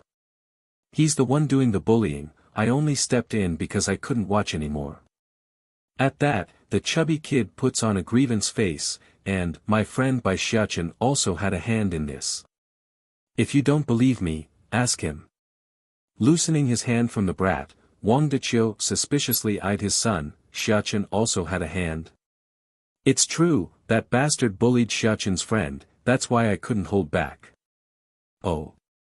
If even Xiachen is involved, then it can't be wrong," giving a warning glare to his son. "In the future, you must follow his words. If he tells you to beat someone, then go beat them. If he tells you not to, then you mustn't, no matter what, understand?" Wang Xiaopeng was flabbergasted at his old man's order. "Father, why is that I can only make a move when Xiachen tells me to? Can you promise that you won't hit me if I do?" Not answering right away, Wang Deqiu first gave his son a giant smack before continuing. "Xiachen is such a good child. If he's willing to beat another child, then it must be the other party's fault. As for you, you think everyone is like you, that will attack others indiscriminately? This is my own father." The chubby here really had no tears left to cry. "Why do I feel like I am adopted?" "Father, then the matter with me hitting the crown prince's son?"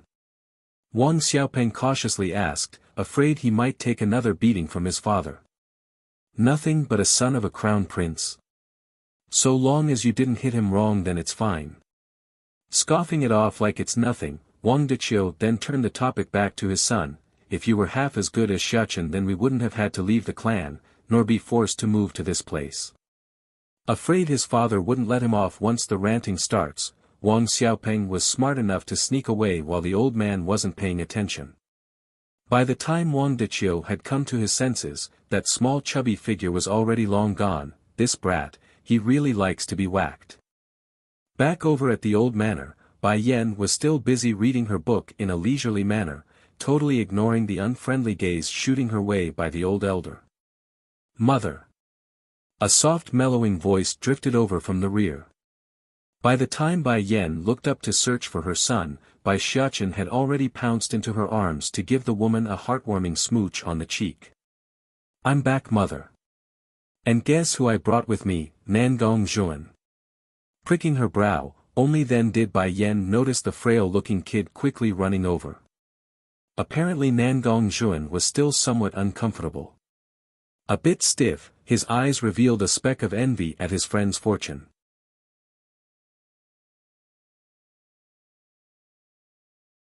Mu Qing Song, too. At the time Bai Ji also told our sister Bai Yan this matter, but who could have guessed she would impersonate our younger sister? And to make matters worse, she bewitched Lord Song into crippling our father.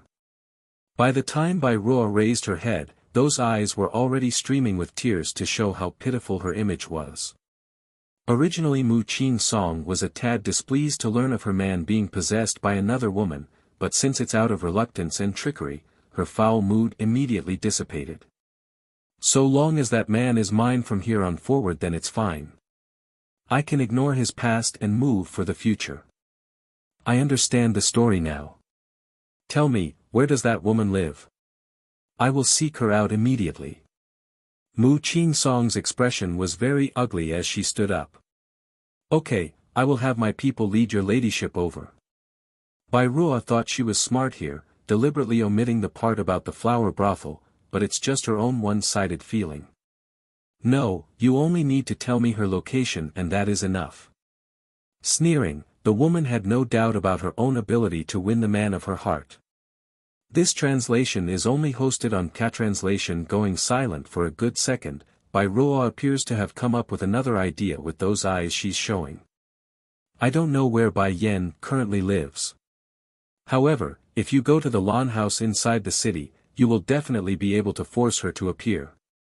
In reality, since the day Bai Jingxiang discovered Bai Yan's relationship with the flower brothel, she had already learned of the old manor's existence.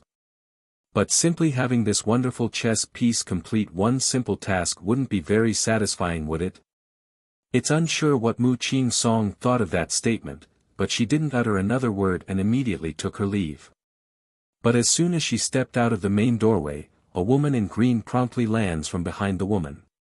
Mistress, I believe that Bai Ruo may not necessarily be telling the truth. Should I go investigate beforehand? Raising a smirk, Mu Qing Song will have none of it. Whether or not she's telling the truth, what does it matter? The fact still remains that the woman is seducing my man with her foxy ways. For that, no form of mercy shall be given. Nothing but a cheap wrench.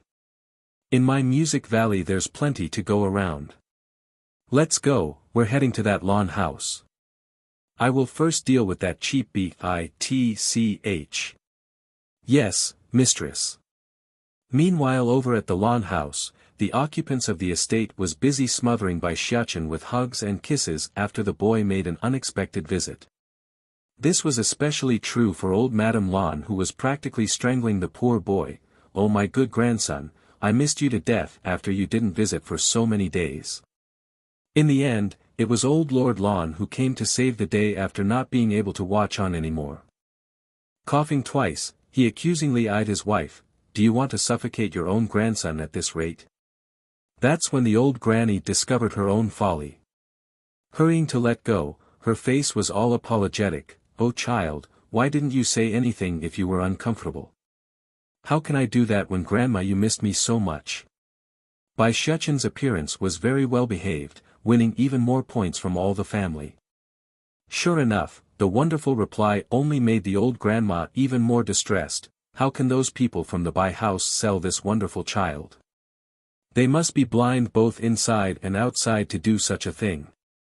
If you like this translation, consider donating for an extra release or simply turning off adblock helps too.